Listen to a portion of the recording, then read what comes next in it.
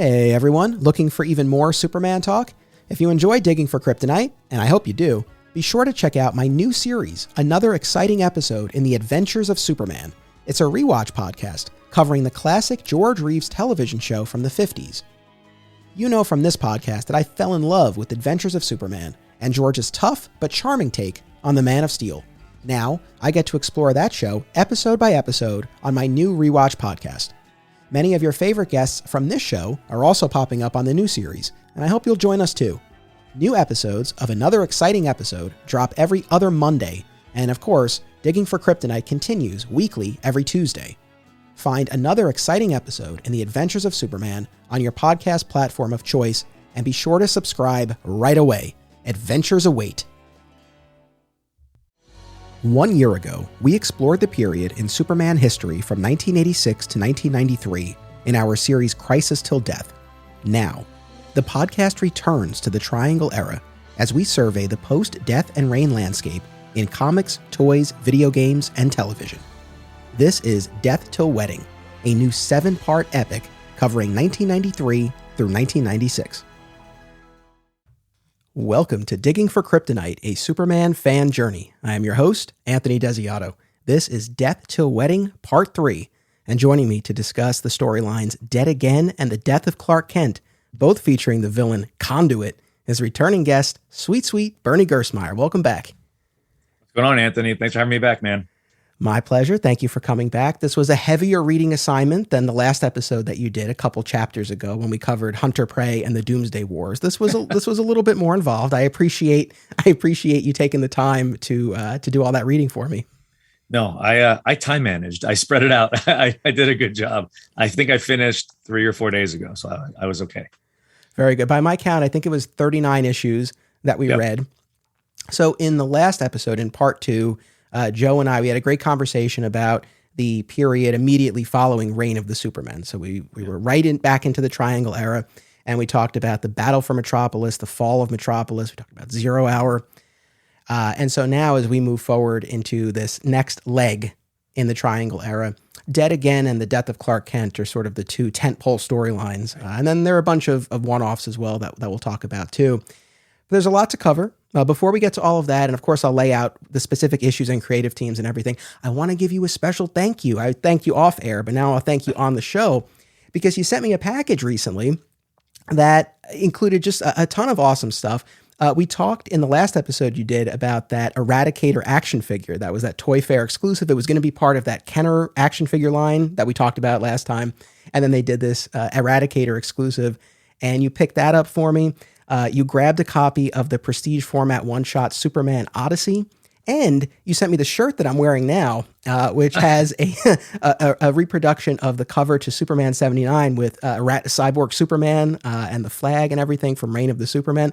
Thank you very much. It was awesome to receive, and I really appreciate it. Oh my God, it's my pleasure. My wife makes fun of me because she says that now when I go to shows, it seems that I come home with stuff that's not for me. She goes, "Did you buy anything for yourself?" It's like, "Oh no, I found this for Belle's boyfriend and for Lana and for Belle. And oh, I got something for Anthony." She's like, "Why? What did you do?" So it's fun. I love it. It's kind of like Christmas for comic people. It's like, oh, I found something cool. Yeah, it's fun. Well, I appreciate it very much. And I wear this shirt proudly and will continue to do so. And I'm happy to display that action figure as well here in Flat Squirrel Studios. So, all right. So these stories that we read, one big picture thing that I realized, and I know this is going to sound like a no-brainer, and it's kind of crazy that it just dawned on me now, but it's called Death Till Wedding, but I could have called this the long hair era because I realize that this is the exact period where he had the long hair. Because of course he'll get the haircut right before the wedding. So this is the long-haired version of the character. Now that I'm settling into this era and rereading all of this, well, let me toss it to you first. Do you like the long hair? Is it working for you now, especially upon reread all these years later? I don't mind it. Like, it doesn't bother me as much as some other people, I think.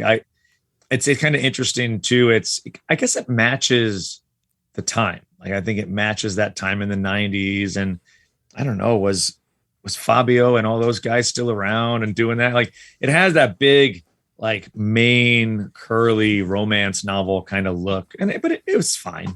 I actually kind of like the Superman hair versus the Clark Kent ponytail. I kind of dig it.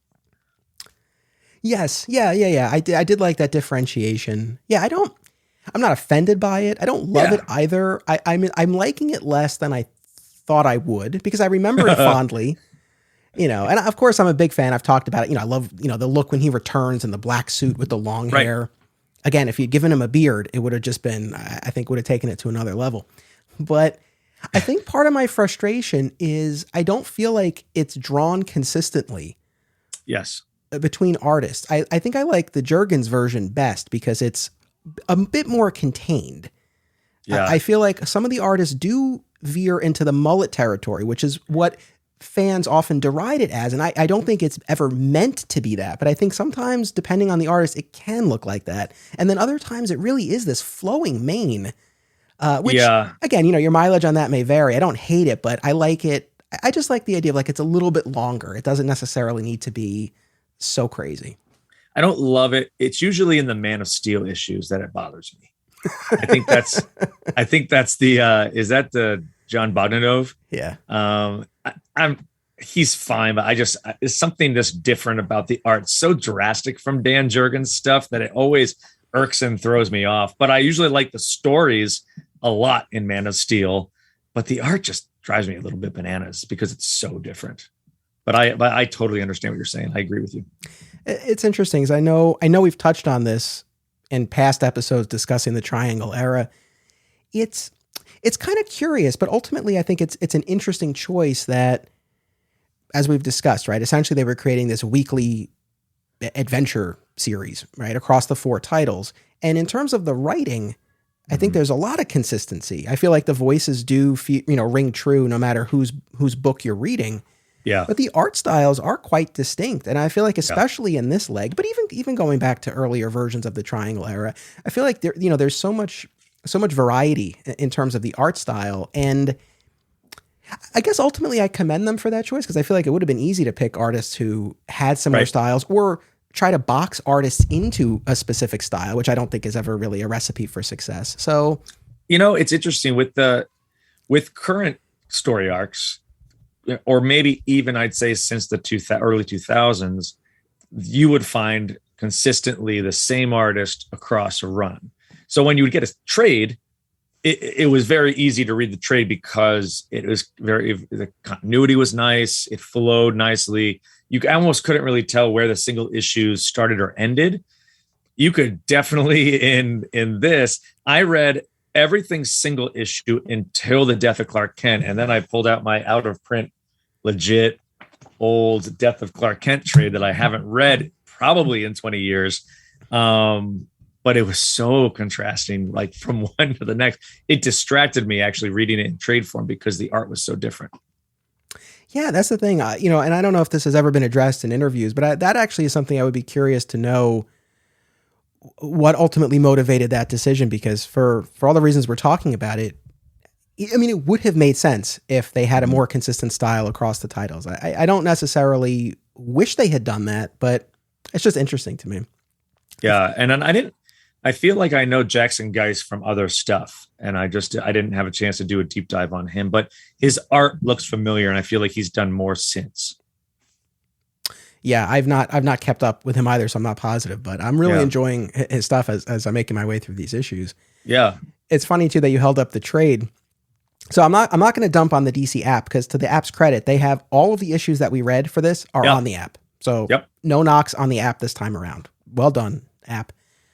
But with the trades, I consulted Wikipedia because I had a vague memory of this, but I wanted to double check. So the entire period, the late 93 through 96 that we're covering in this Death Till Wedding event, only 3 trade paperback collections. Oh yeah. Yes. They did the Death of Clark Kent, which you held up, the Trial of Superman, and the Wedding and Beyond. That's it. Those were the only trades that they did at the time, and they're out of print. I know they did a new version of they did a Wedding hardcover recently, but. And I feel like, wasn't there a massacre? Is that the Trial of Superman with the massacre character? I think that's in there. He does pop up in that, yeah. Yeah, and then, and I hate to be this way, but it's like, it kind of is a little telling as to maybe why there's no trades. And we'll get to this more. We'll we'll talk more about this, but maybe there's a reason there's no collection to prove they existed. Maybe, and that might point to what some of our impressions are going to be. But I guess, and I also do recognize this was a different time, right? Stuff wasn't getting collected the way it is now. I totally get that, but I don't know. I guess especially coming out of Death and Funeral and Rain, right? And a lot of the stories we're talking about in these episodes, these were big stories. Like we talked about this last time, the fact that the fall of Metropolis never got a collection. Yeah. That's kind of curious to me. Similarly, Dead Again's an 11-part story. This thing didn't end. Just going. The fall of Metropolis starts with the Battle of Metropolis. So that's also, I feel like, isn't that 12 or something, 13 issues or something like that? It's not as long. See, that's the thing. I feel like it felt like it ran for more issues than it did. It actually wasn't that many. I think I just read and talked about this, but I think Battle and Fall were each like 4 or 5. I mean, they weren't that long, but maybe I'm remembering it long. It just felt like that city was just getting demolished over and over and over and over. And Lex is getting older and weaker, and yeah. Now, I guess the last thing by way of setup, and then I'll rattle off the issues that we read, was this is the big Conduit episode. Yeah. This is, for as long as I've been doing this podcast, every time there's an opportunity to mention Conduit, like, Conduit, the great lost villain of Superman mythology. Yeah. I remembered him fondly from reading him as a kid. And as I started thinking about the character and getting ready to reread these issues, I was thinking about his motivation, the fact that he has this hatred towards Clark specifically, and then he learns the secret identity, and it sort of all clicks into place for him. Mm-hmm. The look of the character, the kryptonite powers, of course, the action figure from that Kenner line we discussed, all of that sort of worked together. And so I was coming into this, I'm like, all right, like now let's see if the character lives up to my memory and what I've built him up to be in my head.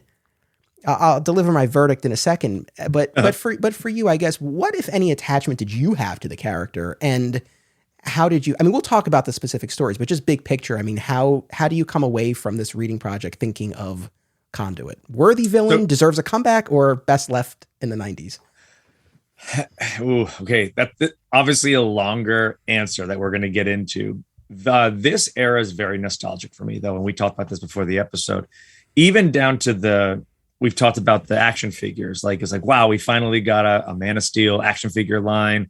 It was relevant. It was current. We got a current villain like Conduit. There was a Massacre figure. We had Hunter Prey and Doomsday.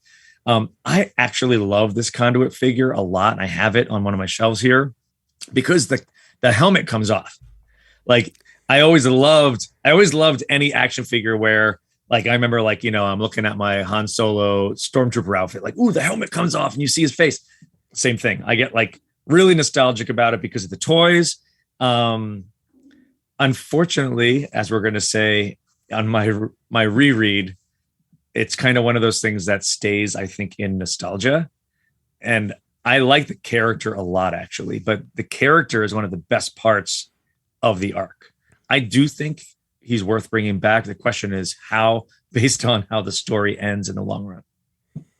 All right, so I think we're pretty aligned on this, because here's my verdict. I think there's a lot of potential with this character. I don't think that the stories we read fully realized that potential. Right.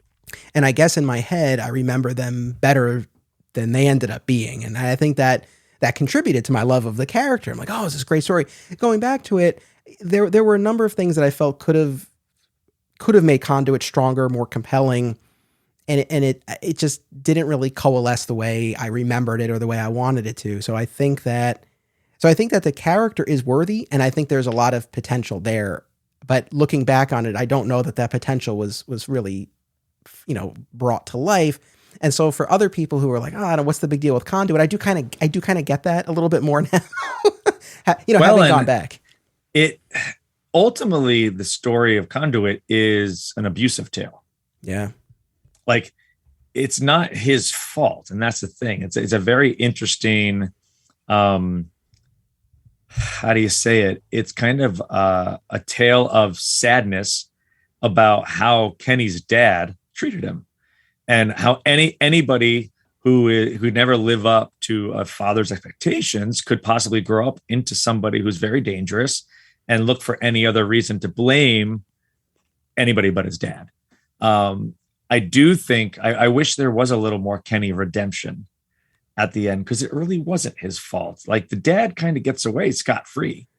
That was one of the big things that I took away, that I was frustrated with at the end of the arc in Death of Clark Kent, that this is the dad's fault. He and even how Superman addresses it, you can see he's upset. So, not to go too far in, but this is the part that makes me sad, because it is not a tale of a villain. It's a tale of a hurt, abused person that went bad.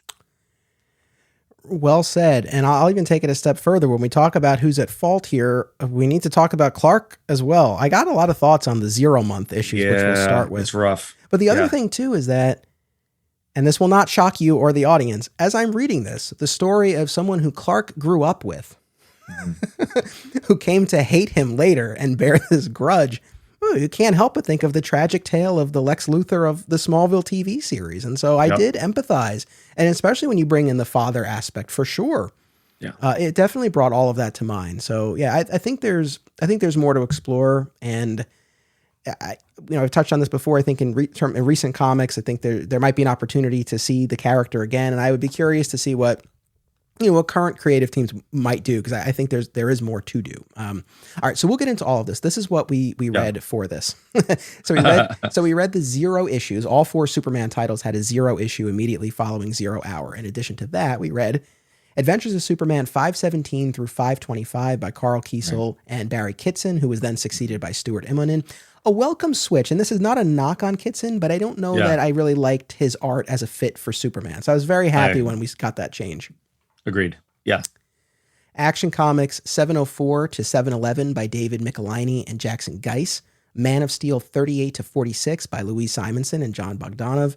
And Superman 94 through 102 by Dan Jurgens. And unless I'm mistaken, issue 100 is the last regular issue that Jurgens draws. I think you're right. Because after that, Gil Kane does a couple, and then a little bit down the line, Ron Frenz comes on as the regular Superman artist. So it's really the end of an era in what we're reading here. Well, yeah, because Jurgens, when did Jurgens take over officially, Anthony? He didn't start with the death, but he took over quite a bit before that. We talked through some of those. And he was on one of the other titles first before he made his way over to Superman. So I would have to double check that, but he was on there. Yeah, he was on there for a decent stretch before the death. Yeah, and he does come back later in the 2000s, obviously. Like he came back into different eras. He will. I've never had the chance to meet Dan Jurgens. I've always wanted to just say, like, thank you for being basically one of the artists and writers that I always gravitate to when I think about Superman. Like, I remember taking the Superman page of him catching Booster Gold in the air.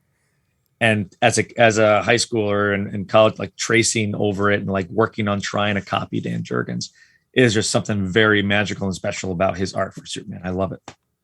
I echo all of that. I mean, when I close my eyes and think of the character, his rendition is far and away one of the first that comes to my mind. That was, as we've discussed, I mean, that hit me at a very formative time. So that really cemented in terms of what I think of as the look of the character. And we see it in these issues, especially. Dan Jurgens knows how to make Superman look scary.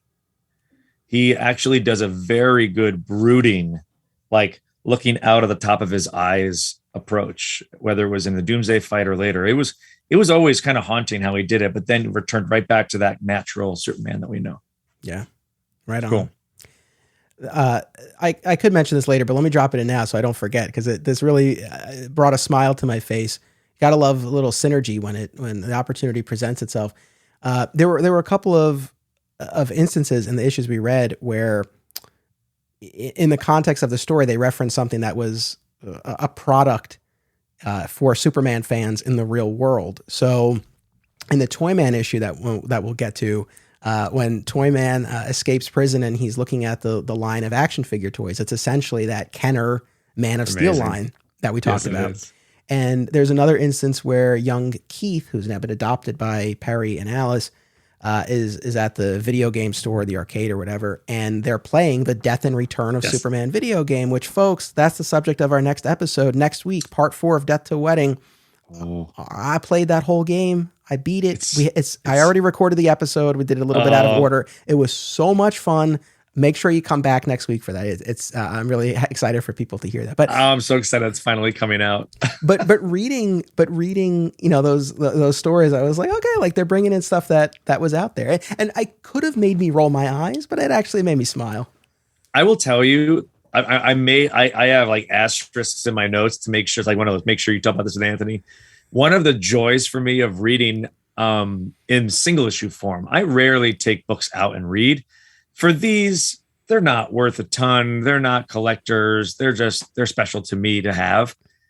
The ad placement in these single issue comic books, oh my gosh, it brought me back so hardcore. There's so many Super Nintendo ads. There are Street Fighter, the movie ads. Oh, that was special. They had it's amazing too. NBA Jam, Clearasil. It was just the oldest looking 90s ads inside a comic, and the Death and Return Superman video game kept popping up at the in the early issues, 0 Hour in that time frame. It was so great.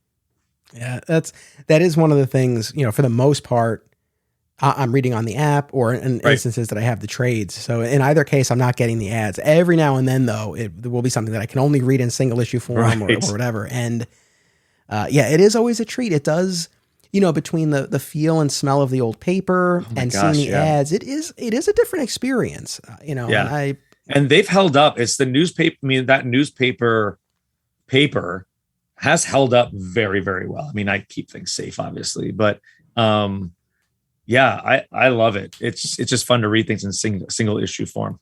Yeah. All right. So 0 month, we've come out of 0 Hour, big DC wide event. Every title had a 0 Hour crossover. Now we have 0 month. So all the books are getting 0 issues. And, DC would do this again during New 52.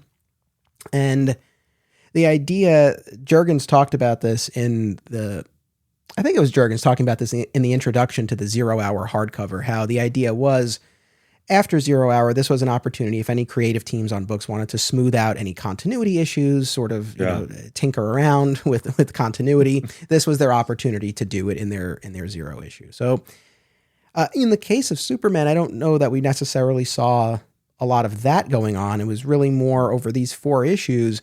We got some glimpses into Clark's past hand in hand with the introduction of this Kenny Braverman character. Mm-hmm. Where would you like to start? Should we talk about the Clark of it all first and this vision of him that's presented here? Well, and something so for the readers too, something I didn't remember is that Clark and Kenny are born on the same night. Mm-hmm. So they're literally following the same path. They're the same path in Smallville, but wow, does it take a drastic direction when you look at the Kents versus the Bravermans. And it's a very simple non-Elseworlds approach to, well, what if that rocket didn't land in the Kents? And what if Kenny Braverman's dad found him? How would that have been very different? There is the Clark of it all. Go ahead. Let's jump right in. Well, let me just to piggyback off of what you just said. So, for anyone who doesn't remember or hasn't read it, as like you said, they're born on the same night. So as Clark's rocket, the Matrix, is passing over the Smallville sky, Kenny's mom is giving birth in the backseat of the car. Yep. And the rocket passes overhead. And what we later find is that Kenny is affected by the radiation, the kryptonite radiation emanating from the ship, and he develops these powers. And when he's an adult, he'll later go to the CIA and they'll outfit him in the Conduit suit. So that look, I think people are probably familiar with, but the black helmet and the yellow cables and the gauntlets. And I said this in the last episode, what I realized in looking at the character again, it's I get why I like the character so much. It's a very Power Rangers-esque design. Yes. And as a kid, I don't think I made that connection, but now as an adult, but part of me says, oh, I wonder if that's what they were going for, because this is the time. And in the Supergirl-centric issue of Action Comics that was in our reading, she even refers to herself as a Mighty Morphin Rangerette at a certain point. And that stopped me. And I was like, oh yeah, like we're this is 94, 95. Like this was the time for Mighty Morphin Power Rangers. So I wonder if that was a bit of an influence or a reason that, oh, like kids will like this. There's reading through almost all of this, you also notice there was a conscious effort to draw or create villains that were action figure worthy. They never, clearly because of the sales of the Man of Steel line didn't do well, and they actually stopped at series. They didn't even release series 3. But they were trying, like, if you look, if it's like early Image Comics characters too, like that early Jim Lee stuff where everything's very bulky and there's armor and all that kind of stuff too. Valiant Comics, all that kind of stuff too. But yeah, it definitely harkens to the like Power Ranger-y costume. I love it. For sure. So we find out through flashbacks that Clark and Kenny were buddies growing up. It was sort of a Clark and Kenny and Pete and Lana. And Kenny always came in second to Clark in all of these athletic events. And what sort of brings all of this up is that Clark in the present starts receiving these photos from his childhood with Kenny and Pete and Lana with Clark's face cut out. And one of the photos is from Clark and Kenny's birthday, because of course, like you said, they share the birthday. So that's what prompts Clark to reminisce about his past and his time with Kenny. And this whole runner here really rubbed me the wrong way. So when we got Byrne's Man of Steel, which we've discussed on the show, right? Yeah. Gone were the days in the origin story in the Smallville portion where Clark is watching the football game longingly from the stands because he can't play. Nah, in Byrne's Man of Steel, he's out there, he's scoring the touchdown. That was a departure. Yeah. Yep. And we can sort of debate how we feel about that. But in my mind, I was like, okay, you're sort of giving him this. Even Smallville, right? Smallville sort of had their cake and ate it too, because they had a few seasons where they didn't let Clark play, and then he got to have a taste of it in his senior year. And it's like, all right, at least you give this guy a moment of happiness before everything that will unfold moving forward. It's like, all right, I can get on board with that. But these stories establish Clark as the top athlete across sports. He's just winning everything. And it's pretty crappy. Like, it really is. And here's the thing that drove me nuts. Well, that in and of itself. But Lois calls him out. She's like, hey, do you think maybe you had an unfair advantage? And Clark goes, oh no, my powers didn't develop till senior year. It's like, listen, if you're winning everything, don't you? Yeah. He just came off as so naive to me. It's like, can you not entertain the possibility that maybe you did have an advantage here? Maybe your powers were manifesting. So yeah, you couldn't blow a hole in a wall yet, but you were clearly the best at everything. Like, come on, how can you be so dismissive to Lois about it? It's like, oh yeah, maybe you're right. I probably could have held back. I should probably give those trophies back. Track and field, baseball, football, everything this kid tried his hand at, he was number one. Yeah. And the fact that he wouldn't even allow for the possibility that he had an unfair advantage, to me, did not feel like Superman. And I also think that had he allowed that, you're mentioning before that there's no redemption for Kenny in this story. Right. And it's like, maybe, that could have been a moment there where Clark's like, yes, you know what? Look, I kind of get what you're saying. I think I might have done you a disservice. I didn't mean to. I'm at fault too. And it also kind of harkens that Clark was kind of oblivious in high school. Like, how are you friends with Kenny? How are you the same exact age as Kenny and not notice that this poor kid always comes in second to you? Like, that's going to rub a friend the wrong way. Like, you're not really being a good friend to this kid. Well, that's something else too, because look, I was never a great athlete. Right. I played basketball. You said, right. Like, so obvious. Thanks. No, I'm saying right. Like, I resonate. I'm the band director. I'm not known for my football skills. No, I'm just teasing. But I played basketball for a little bit in elementary school, and that was it. So I don't know really what that world is really like when you're really competing, and especially as you get into high school or college. But if this kid really is such a close friend, even putting the powers aside, like let's say Clark really didn't have powers or didn't know, like whatever. Yeah. I don't know. And people might disagree with this. It's like, no, if you have the ability, you should always strive to win. And maybe, I guess that there's a good argument for that. But part of me is like, I don't know, could you like let the kid win something once? Or like there clearly was never, if you're this close friends, like you would think, I mean, we know that guys are different than girls on how they communicate in high school, but at the same time, you think there was never a conversation of like, man, it's killing me, Clark. Like you're always one step ahead of me. For the amount of heart that Clark has, you would think that would resonate at that age also, how he was raised.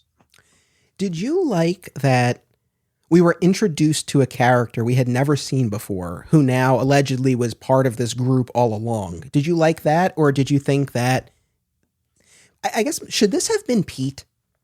Yes. It is really interesting because I feel like they almost like gaslight us to like, oh, didn't you know? Kenny's always been here. Like, yeah, dummies. Yeah, I mean, yeah. Didn't you ever notice in the back pages of the Bronze Age era, it was Pete, Lana, and Kenny. Like, it's like when you when TV shows replace a character with a different actor, you're like, yeah, that's fine. Well, we're going to be experiencing that on Superman and Lois in the new season. So there you go. That's a different episode. But did you watch Lost? Oh my gosh, that's hilarious! You just said that.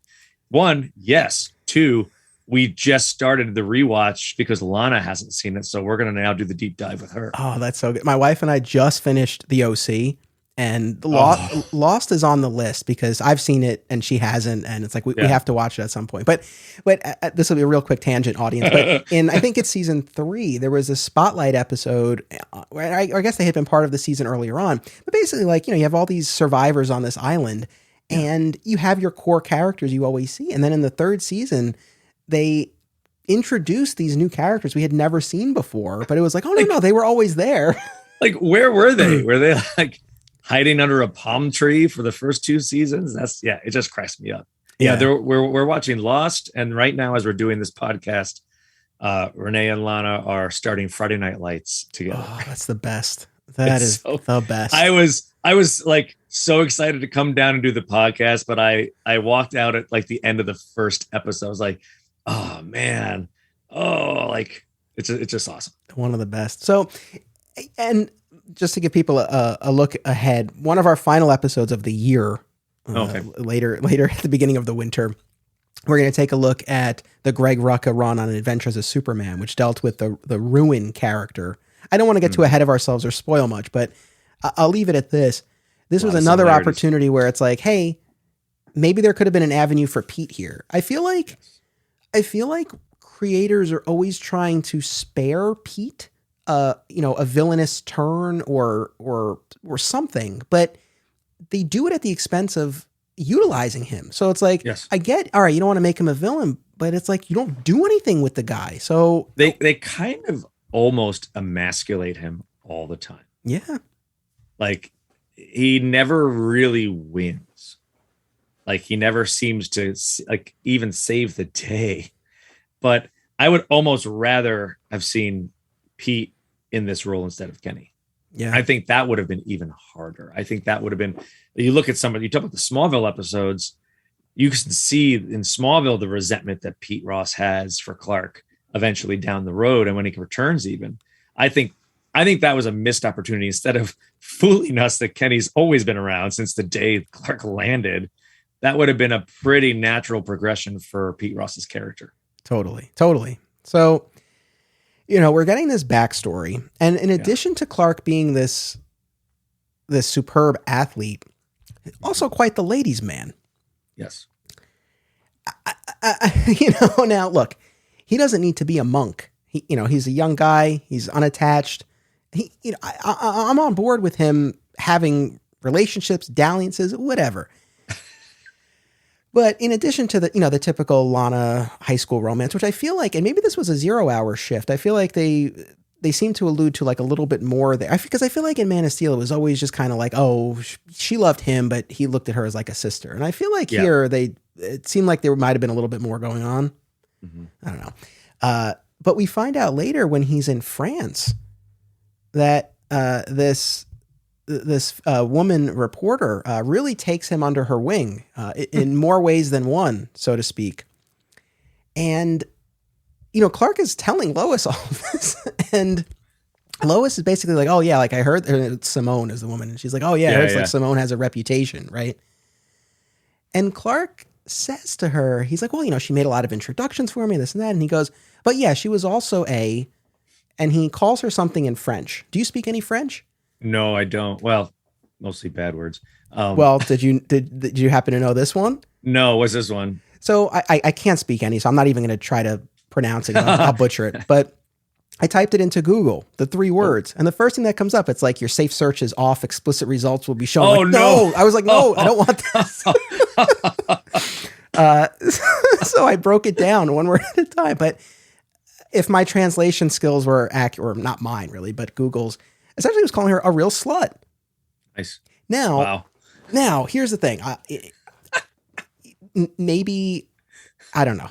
Maybe that's not the one-to-one translation. Maybe there's a different connotation in the French word. I don't know. But the spirit of it was that.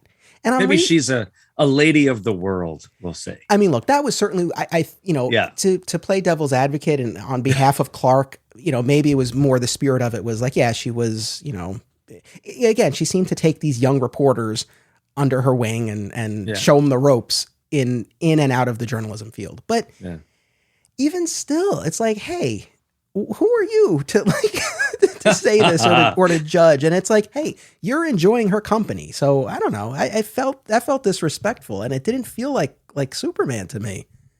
No, Clark. It's really funny. Like, and I always kind of refer to Superman as Clark, even though he's, he's sometimes acting or in Superman's garb. He kind of is a rube. Sometimes he doesn't always fully read the room.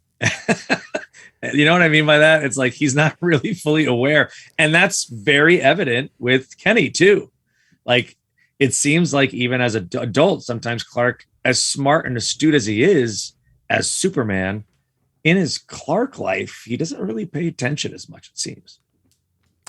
Yeah, I suppose. And then, we have another flashback to a later period where Clark's in Metropolis and he's with this redhead named Ruby. And he's like, oh, we're just friends. But I don't know. I mean, it seems like this guy is just chasing tail and doing really well everywhere he goes, which I think this brings me to my larger point and where we can tie all of this together, where we look at Clark, the ladies' man, and Clark, the athlete.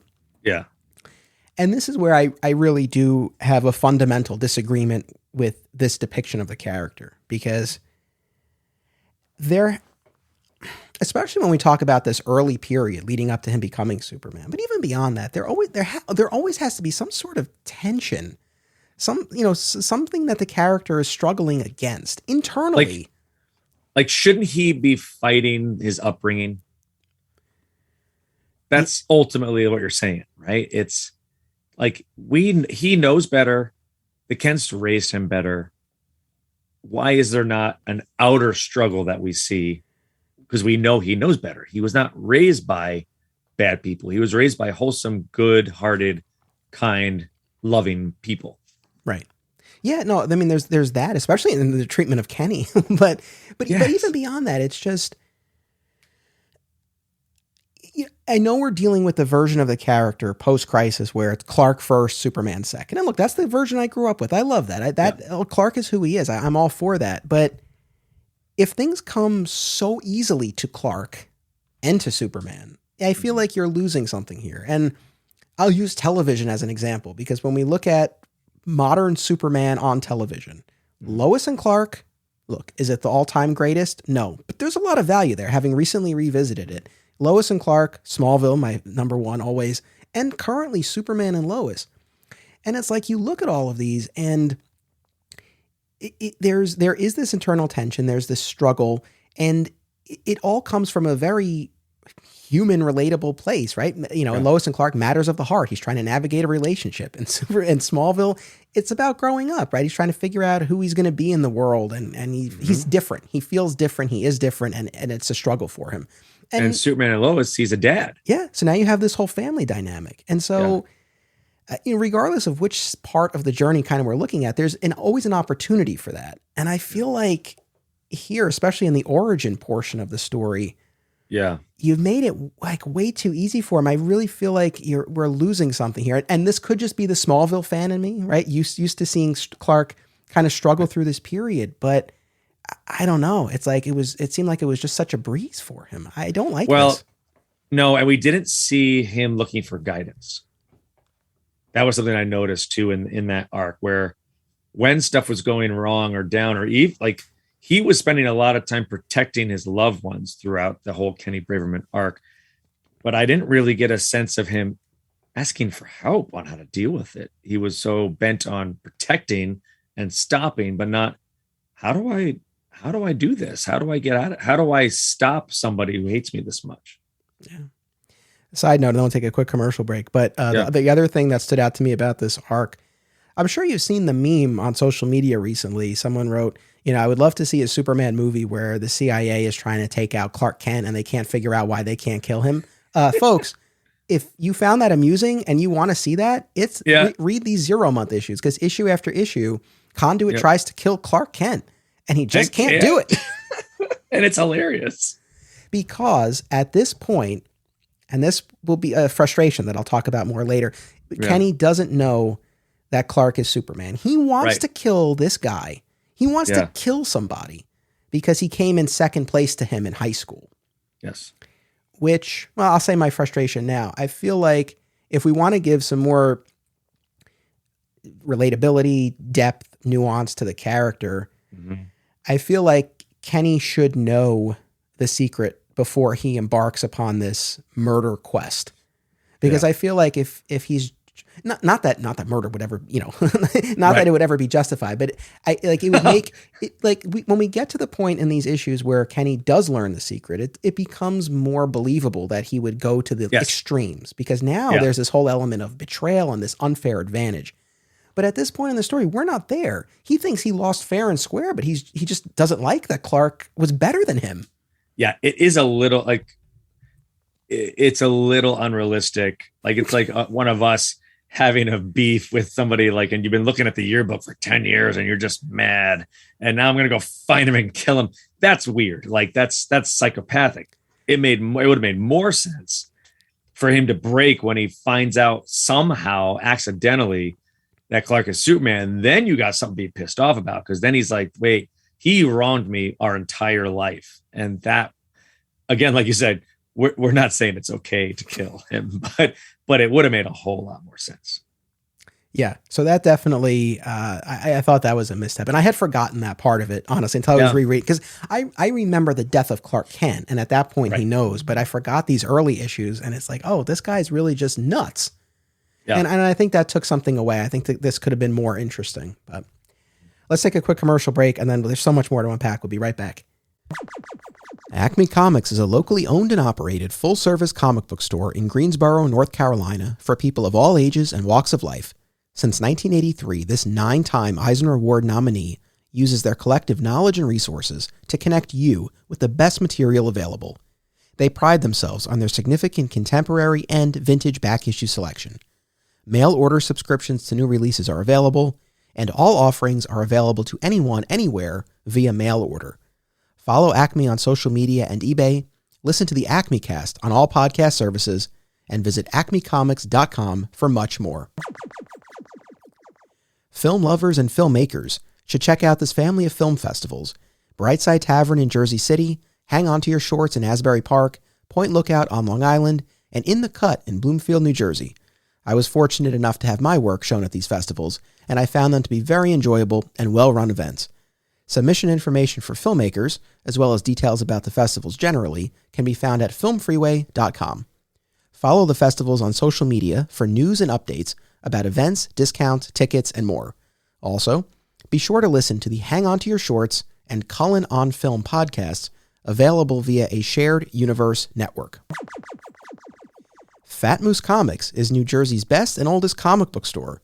Established in 1982 and currently under new ownership, Moose sells a wide selection of new and old comics from every publisher, action figures, graphic novels, posters, statues, and more. If you're looking for something and they don't have it, they can probably get it for you. They know a guy. Visit Fat Moose in Whippany the next time you're in the Garden State, and be sure to reach out via the Fat Moose Comics Facebook page. Flat Squirrel Productions is an affiliate of BCW Supplies. The next time you need to restock on comic book bags, boards, boxes, and more, be sure to use promo code FSP, that's FSP for Flat Squirrel Productions, to save 10% on your order, and it helps support the show. Thank you. Aw Yeah Comics celebrates and promotes everything that is wonderful about comics, toys, artwork, and the joy they bring to people. Visit them in person at one of their 3 locations, Harrison, New York, which happens to be my local comic shop, Skokie, Illinois, or Muncie, Indiana. If you have children and have been looking for a family-friendly store, look no further. Join Aw Yeah for exciting events, including creator signings, how-tos, and more. Visit awyeahcomics.com and follow Aw Yeah on social media for more. Their name says exactly how they feel about it. Aw yeah. And we're back. All right, so we come out of 0 month, and now we get into a surprisingly lengthy storyline here called Dead Again, where a Superman corpse shows up in underneath the Superman statue. Yeah, right? That was like right after his death. After a fight with Conduit. Yes. Right? So it's as Conduit's basically getting arrested finally, and Superman takes him down. He's like, wait, look in there. It's like he's in handcuffs. Like, well, who's that under the statue? It's great. Exactly, right? So now everyone is wondering, what's the deal with this corpse? And you have Professor Hamilton running all of these tests, which seem to conclusively prove that the corpse is the real Superman. And the Superman we've been following since the reign is an imposter of some sort. And we go from there. This 11-part storyline, what was your take on Dead Again? I actually remember liking Dead Again a lot, because don't forget, like we are rereading them because we know what happened. We're now years in the future. Don't forget it. They could have really messed us all up. They could have played a fast one on us, saying like, actually, that's not Clark. Like that really is a clone. Something happened. You could have brought in Lex. So it was kind of interesting because they play it off too, where Superman's starting to lose his mind. He's starting to go mad because he's a little bit believing, well, maybe I'm not real. What's going on? I of the two, actually, I really enjoyed Dead Again a little bit more than Death of Clark Kent. And that's my opinion. Right on. I think from a comic book story, I think it is more fun to read. Let's put it that way. How about that? Yeah, I don't disagree with you, because I think one of the things that makes it really fun is that it ultimately becomes Superman's tour through the DCU, because he keeps coming up with all of these other, he keeps running through his list of suspects. Who could be behind this corpse? Yeah. And so we see him track down the Eradicator and Brainiac and Luthor, and he goes to Apocalypse and New Genesis. Yep. And so that aspect of it is really fun. I think, Mr. Mixie too. Exactly. I think in the end, I give the edge to the Death of Clark Kent, but Dead Again is a lot of fun. And if the Death of Clark Kent warranted a trade paperback, I would argue that Dead Again did as well. I think this should have been collected. Well, because, and it may still be, who knows? Like maybe this episode will do it. Yeah. Somebody out there's listening, like, you know what? Bernie and Anthony are right. Like you said, it's a lot of guest star issues. That's fun to see them. And the Brainiac stuff alone, it's really the end of the Milton Fine era, kind of, I think, too. I don't think we see this era come back, do we? Oh, that's a good question. So when we did Doomsday Wars, we saw, I guess, the last gasp of that version. And then he has the new form by the end of it. I don't remember. Oh, you know what? I think I'm going to be getting to this in one of my upcoming episodes. There was a 4-parter that Mark Waid and Tom Peyer wrote. Okay. It was a fill-in. I mean, like they took over the books for a month, and interesting. I don't think it got a lot of fanfare, but where Brainiac switches bodies, like he takes over Superman's body, and Superman's mind is trapped in this like kid's body. Do you remember this? Oh wow. Now I gotta look that up. So anyway, but if nothing else, this is definitely one of the last iterations Yes. or outings for the Milton Fine incarnation of the character. Right.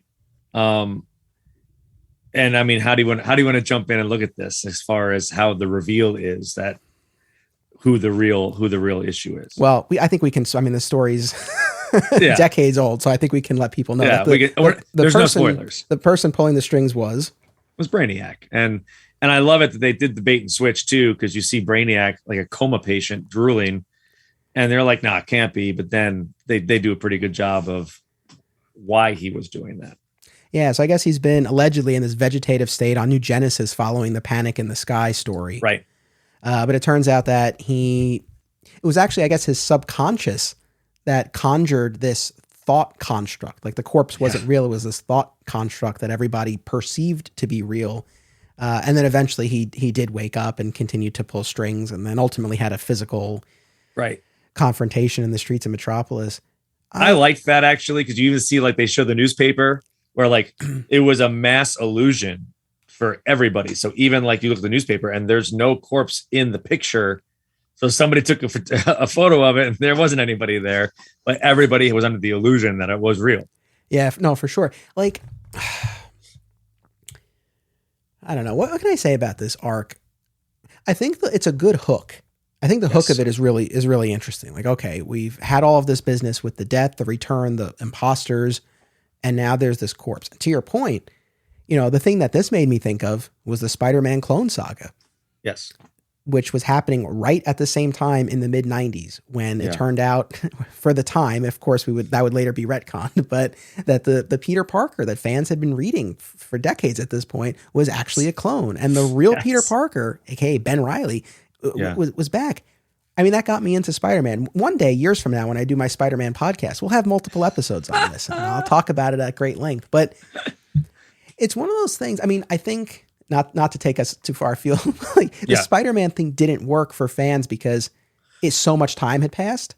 Yes. But here it was a very short amount of time, which I guess makes it, if you're reading it fresh, it does make it more interesting because it's like, well, they could have pulled something. I don't know how much mileage they would have really gotten out of it, but they could have.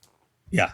I mean, I think that's why it worked when we were reading it, because it was so close. And you asked the question, oh no, like, have we been fooled?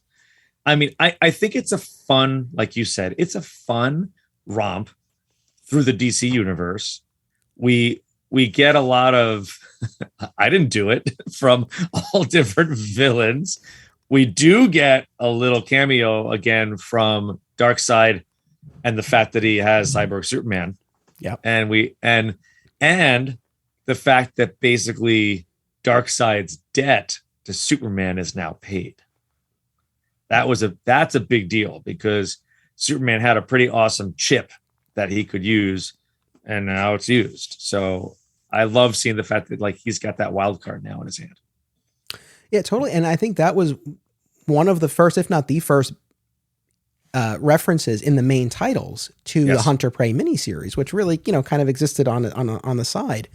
So that was kind of cool. Like, it was nice to see that referenced. I think what I liked about the story was like you said, the fact that, I mean, we as the readers have some doubt reading it the first time. Right. But Superman has doubts as well. And the people around him do. And I think that's an interesting angle. And there are moments where Superman, I think, behaves in a very human way. And it was interesting. Like when Hamilton wants to run tests and he's like, oh, there's a situation that really requires my attention. And it's this mugger that the police really had well in hand. Yeah.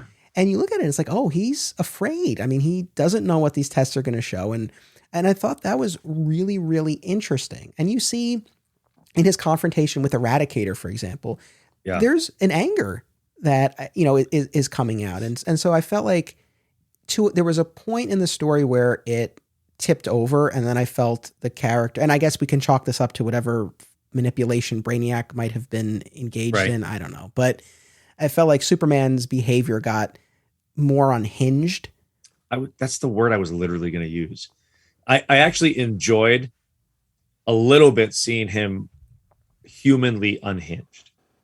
Like he does. I made a note that he almost kills Maggie Sawyer and the entire MCU of like, and then like at the fact that Mixapitalik says, whoa, like, it's not me, it's chill, don't kill her. Like, but it is very interesting to watch him kind of lose his mind a little bit, because you don't always get to see that and realize that who's going to stop him if he does? Like, who can stop Superman if he goes nuts? That was kind of crazy. Yeah, for sure. So like that aspect of it, I thought was cool. I thought the further we got and the more unhinged he became, it was losing me a little bit. I guess when it gets to the point where it feels like, okay, there has to be some sort of manipulation here. Yeah. Then I find it less interesting. But the earlier chapters where it feels like, oh, okay, this could be a genuine emotional response that he's having. Yeah. I found that, I definitely found that to be interesting. Yeah. It was interesting too, because I forgot. I mean, you kind of know, like, you remember a little bit. As I'm reading it, I was trying to figure out like when do we see the reveal starting? And do you remember the scene with the Guardian? Yeah. Because that's when we actually, because Guardian is not actually Guardian. Oh, right. Yes. And he says this line to Lois. It's like, well, you're a comely thing for a human female. And I'm like, wait, what's going on? Oh, and then you start to see that he's really around. But it's just it was an odd, creepy line at Lois. And I'm like, oh, that's human female. That's not Guardian. Absolutely. And the penultimate issue of this, we really see Superman put through the mental ringer where Brainiac is making him see basically his entire cast of allies and adversaries. And, he has to fight his way back to reality and the truth and everything. I like I said, I like the tour of the DCU aspect. I know Superman's not meant to be the greatest detective, but it's like he just bounces from suspect to suspect with such conviction. Like every issue, he's like, it's Darkseid. He shows up on Apocalypse and Darkseid's like, it's not me. And he's like, oh, it's Brainiac. Yeah. he gets pissed off, and like the same kind of pissed off. He's like, oh, then it's not you. It must be this. And then he goes bananas and gets mad at that. What did you think about when there were two Supermen and how Lois basically, I had to read it like 3 or 4 times to kind of go like, wait, how did she test him? It was interesting. So it is interesting. So, and I guess none of this is even happening, right? Because the corpse is the thought construct, right. But in any event, that's what people are seeing. And it was interesting at first because the corpse has the short hair. So initially we can distinguish them, but then that figure morphs into the present version of Superman with the long hair. So we, the reader, and the other characters, they're looking at 2 identical looking Supermen. Exactly. Yeah. And Lois says, she's like, okay, if the world was ending and you could only save one person, or if you had to choose or something like that, like who would it be? And one of them says, well, I would save you. And the other one says, well, I wouldn't let that happen. And that's how she knows that's the real Clark. Yeah. But then there is a really nice moment between Lois and Clark at the end where he says to her, he's like, if it ever really were a choice like that. And she's like, I know. I like that. I thought that was a nice little button on the whole thing. I agree. Yeah. Again, it's I kind of feel like Dead Again was if the pre-crisis Superman issues had a story arc. This is what it would look like. This is what it would look like. Like pre-crisis, they were all one and dones, but it had the vibe of a late Bronze Era pre-crisis. What if we had an 11, 12 part story? I like that. I think that's a good way to look at it for sure. Yeah. Now, in the background of some of the issues here, we have one of our only subplots. And I want to shout out Louise Simonson in Man of Steel because I feel like she's the only one in this era who's concerned with a subplot. This really kind of bugged me. And we touched on this last time because I was starting to feel this was an issue in the last batch of reading, but especially here, going back to the earlier run of the Triangle era, that to me was one of the main highlights, was the fact that you had this soap opera-esque ongoing storyline. And yes, there was the plot, of Superman fighting whoever he had to fight each week. Yeah. But you were also following these other characters. You followed Jimmy and his plight with homelessness and Bibbo with his lottery winnings and all of that. And even earlier though, Anthony, too, like think back to like Jerry White. Like this is pre-Triangle. We had the gangbuster stuff wasn't the title issue. It was all underlying parallel storylines, very soap opera-esque. And I will totally agree with you. Like I'm guessing you're talking about the stuff with Keith and the Whites. Yep. It's an incredible subplot.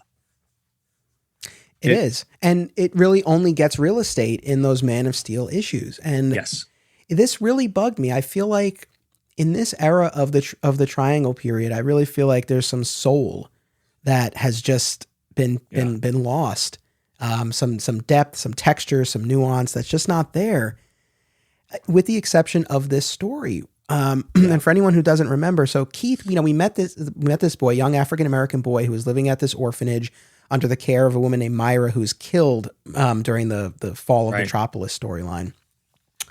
And then the place he's staying gets destroyed. And in these issues that we're reading here, Alice, this actually started in the prior batch of issues, but Alice, continues to forge a relationship with Keith. And it gets to the point where she says to Perry, I want to adopt him. And hand in hand with all of this, Keith's mother, the mother that he's been waiting for, the mother who dropped him off at the orphanage and said, I'll be back, and never came back. And he's been holding out this hope. She finally shows up in her final days. She's dying from AIDS. And I got to tell you, man, the issue where she passes away in the hospital, I teared up. I really teared up reading that. It really hit me like a ton of bricks. And we hadn't seen anything emotional like that, really. Like we hadn't seen any real social commentary happening in the Superman issues, probably through most of the Triangle era, to be honest. I think we had subplots, but this was now hitting on something real that could really and it wasn't just mixed race parenting or white family adopting a black boy.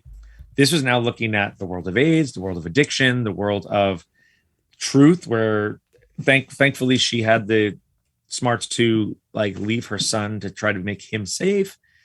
It was interesting. And Man of Steel, as much as I don't love the artwork, I've actually always enjoyed the writing. I mean, Louise Simonson is incredible. I mean, her and Walt are just really awesome people. But Louise, Man of Steel always has a supernatural tinge too. There's a very interesting, light horror kind of vibe. But then she would weave, like you're saying, these really cool subplots in. And even the Babe and Locke stuff is really cool. All right, that's where you and I diverge. Oh, I do like it. Yeah. Yeah, all that vampire business, those issues were tough for me to get through. The Love Bites two-parter. Oh, man. I did read them. I was this close. It was going to be a skim. It was this close to being just a skim. Funny. And then I was like, all right, I'll read it. But no, it's fine. Look, even there, I think there was still some interesting material, but those were not my favorite issues. But but the Keith storyline I thought was so strong. And, it was certainly emotional seeing him lose his mother in that way.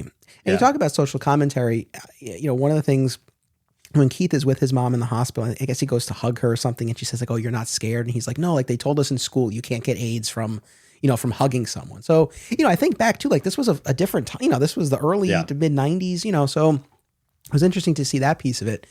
But, what even got me more emotional, weirdly, was the Whites talking about adopting him, and not even the racial component, but their age, where Perry's like, but we're old. Yeah.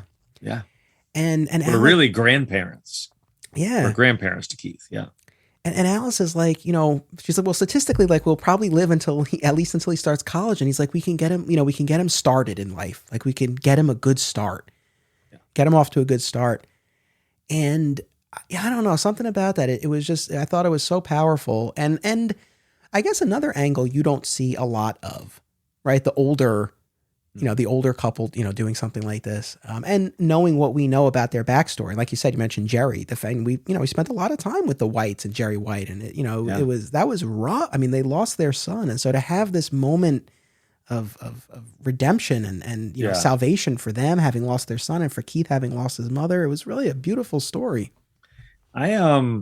You're going through this, and I need to try to make sure I keep going if I can and keep reading, because I actually can't remember how things end with Alice. I can't remember when we lose Alice, what happens to Keith. I need to remember those things. I'm kind of very curious because I don't remember. Wait, do we lose Alice? I feel like we do at some point. I don't remember ever seeing Alice much later. Well, I think I could be wrong. Reach out to me, let me know. But I think, and this is a frustration that I have, at least with the Keith of it all, I think he just like disappears at a certain point. I mean, and see, that's what I want to find out because I can't remember. So, well, you're going to find out pretty easily. I mean, one of the things that I do know, and I have read these fairly recently, you know, once we get into the my beloved Loeb Kelly era of the Superman books, you know, we're still in the Triangle era, but it's, you know, now the old guard is all gone. And a lot of these supporting players, Bibbo, Ron Troop, Lucy, Keith, like they just kind of go away. So I think they just sort of phased out. Not even phased out. They just dropped more or less. Yeah, go away. Yeah. But yeah, the Keith stuff was really interesting. And, you know, I mentioned before the scene where he's with his friends from school at the video game store. Oh, yeah. And what we and Keith realized quickly is that these white friends of his, not friends, but classmates who are pretending to be his friend, right? They bring him to the store because they know that the security guard will watch Keith because he's the black kid. It's terrible. And they use him as a diversion. So while the security guard is hassling Keith, they steal some video games. And it's an important, you know, moment of realization for Keith. And he's having this conversation with Perry about like what a true friend actually is. Right. And again, like you said about social commentary, I mean, I thought that like I gave Louise Simonson kudos really for delving into this territory, at least offering something that was, you know, had some weight to it. And it's not just social commentary. It's almost parenting if kids are reading this issue. Yeah. Like, hey, look out. Like, who's really your friends? Why are they your friends? Are they good for you? Are they safe for you? No matter what the situation, will they always be there for you? So I love that, like, we as adults can go, oh, this is a really great story. But if you're a 13, 14, 15-year-old kid, you're like, oh, I should probably learn something about this. It's kind of the more you know NBC approach to comic book retelling. Yeah, no, absolutely. It was a bright spot in all of this. And I wish that we had seen more of it. I really feel like this was the art of the subplot, I feel like was really kind of lost or jettisoned. Not even law, but I feel like it was kind of abandoned in this era. I mean, I know there are other exceptions, and there are. I mean, we'll get into like the Shadow Dragon business, which you know is running underneath some of the stories, but again, that's still in the realm of superheroics. I guess I'm talking more about the human supporting cast, the people of Metropolis. That was such a big part of my enjoyment of the earlier stories. You really felt like Metropolis was this lived-in world, and you knew its people. And I feel like we're losing that. We'll get to it at the end, but like how Perry is ultimately the heart of Metropolis. Yes. Like, and that's one of my favorite. There's a lot of little one and dones that like, oh, that's just great. Like when we'll talk about that one soon, but Perry and these supporting players, Metropolis isn't what we know of without those people. Yeah. I don't know. Was there anything else about Dead Again that stood out to you that we didn't talk about? No, it's dead to me.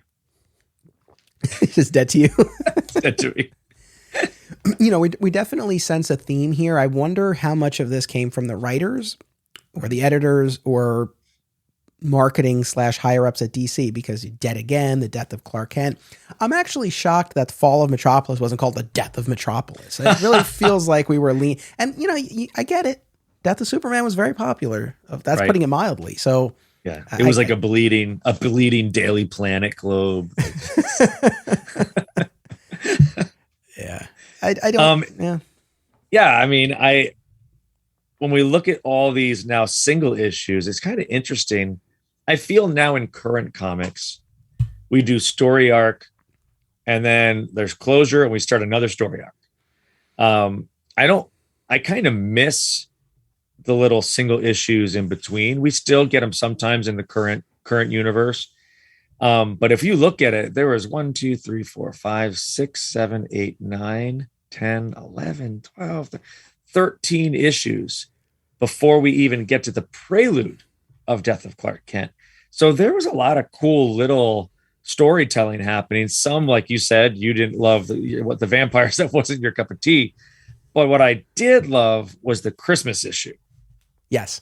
That one is one of my favorite ones. And I'm not always, sometimes I'd enjoy the holiday ones, and they've got great covers usually. But this one was just kind of a fun divergent to use as a Christmas episode.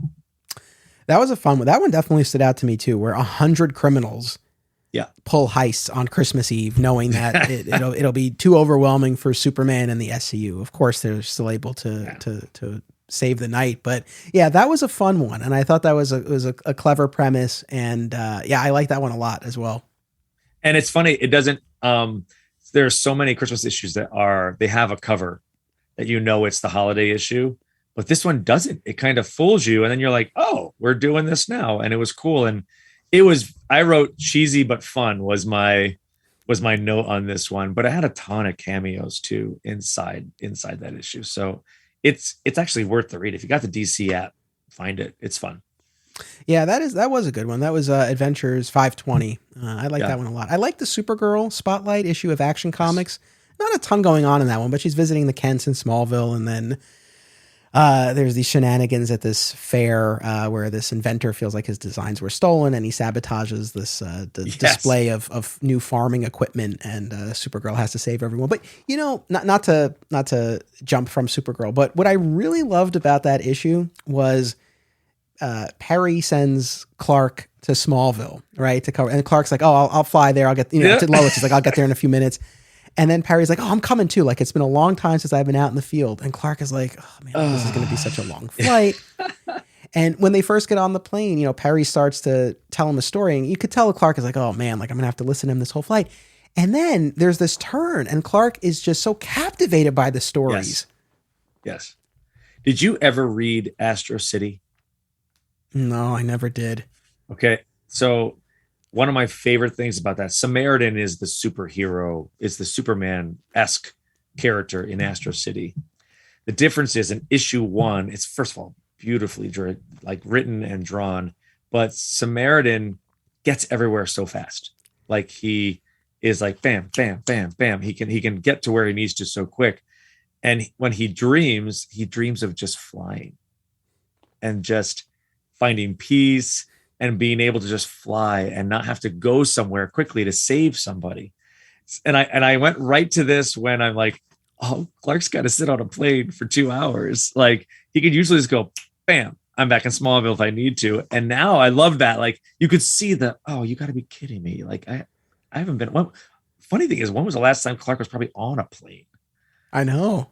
That's I know it is one of those small, slice of life things, but you think about it and it's like, oh yeah, like that probably would be pretty torturous for him. Yeah. Hey, speaking of Smallville and Mom, I did mean to, this was one thing I meant to say with Dead Again. I did really like, there was a scene where we cut to Jonathan and Martha on the farm talking about this corpse. Yeah. And Martha's real quick to be like, no, like I'm sure it's fine. And she sort of, dismisses it. And, we see her thought bubble where she's like, the last time we lost Clark, Jonathan had a heart attack and I almost lost him too. So, you see really what and the Kents, when we check in with them in these stories, Martha's been she had a little bit of a makeover. She's a little bit more stylish. They're on these diets because especially, for Jonathan's heart. So like they're doing their thing. I enjoy that aspect of it too. But yeah, the Supergirl issue I thought was cool. We're still not at the point of her getting her own series. We're still, a year or two out from that. Did you read that series? I'm sure I've asked you this before. Is that the Peter David stuff? Yeah. I think I read the first 6 or 7 issues and I just lost interest because of time. I wasn't super into it. I dug the art actually. And I really liked the new look for her just because she had this kind of like skater punk thing going on for a little while there too, which was kind of cool. Yeah. But yeah, no, I didn't. I probably should. I feel like that might be in trade also now, but I'm not sure. I think in classic DC form, I think they started collecting it. I don't know that line ever finished. They are all on the app though, for at least there's that. But yeah, I mean, this is this is a tough place for the character of Supergirl, because now she knows, that Lex was just using her. Right. And yeah, the whole Lex Supergirl business is just so messed up on so many levels. It's just like skeevy. Like, it really makes you feel icky. Like, again, talk about commentary. Like, that's another like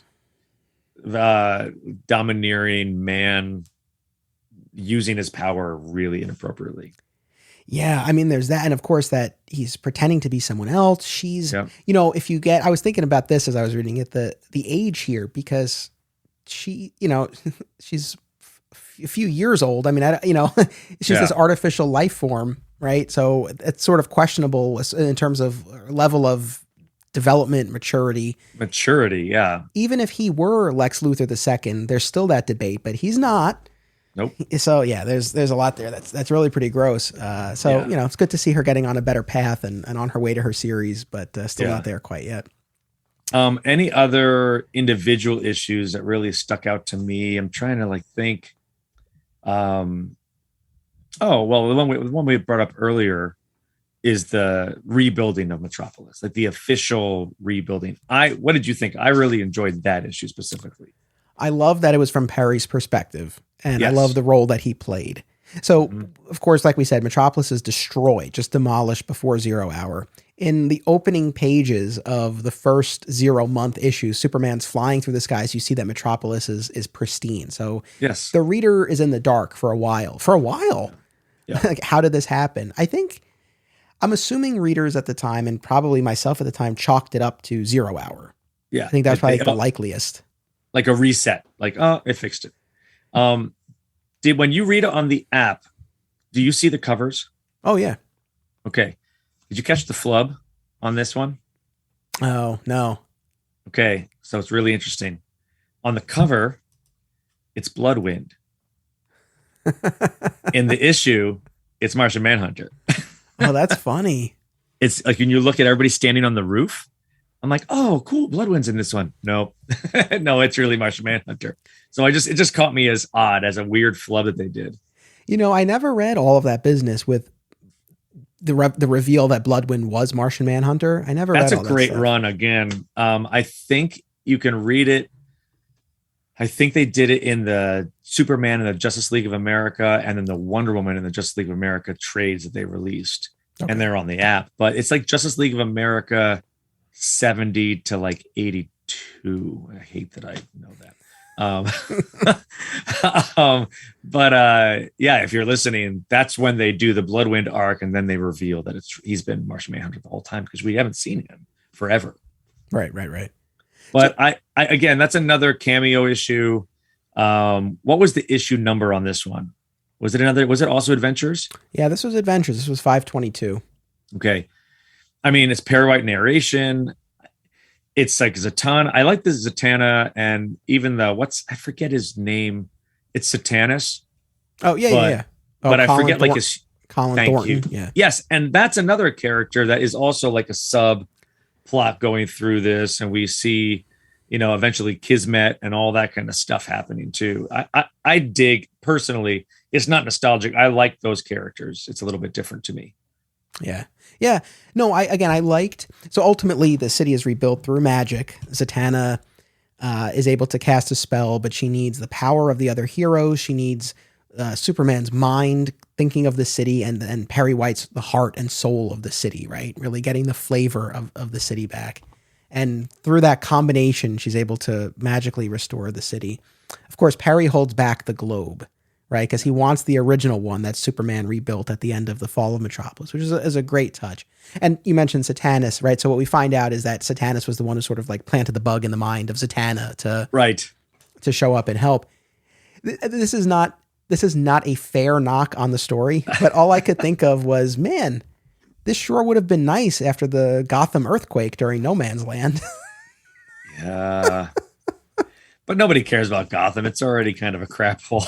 I brought up No Man's Land in the last episode. I won't rehash the whole thing, but basically with the battle and fall of Metropolis, so much of the real estate, no pun intended, was about the destruction. And what bugged me about that was, it's like, oh man, especially having read No Man's Land, I say to myself, oh, the interesting part is what happens after. And we just skip right over that. And I felt like that was a missed opportunity. But yeah, I thought of No Man's Land again here. It's like, where were you? Where were you a few years later? Yeah, that's classic. That's classic Superman versus Batman world, though, if you think about it. Yeah. It's this bright Superman, happy, like Superman saves the day. Yeah, Metropolis is going to be fine. Poof. Gotham is like always beat up. There's always like, what's it called? Suicide Slum. No, that's Metropolis. Yeah. Isn't there another area in Gotham that's also Crime Alley, maybe? But again, it's just people expect it to be a mess. So then when there's an earthquake, they're like, oh, that's about right.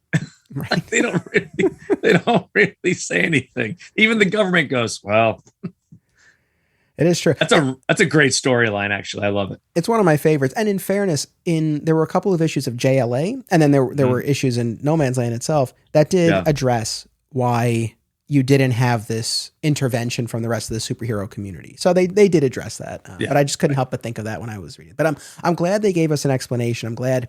That's the thing. I think this was the standout for me in reading these issues was Perry, between adopting Keith and helping to bring back the city. You know, he got some. I always love when Perry gets something to do.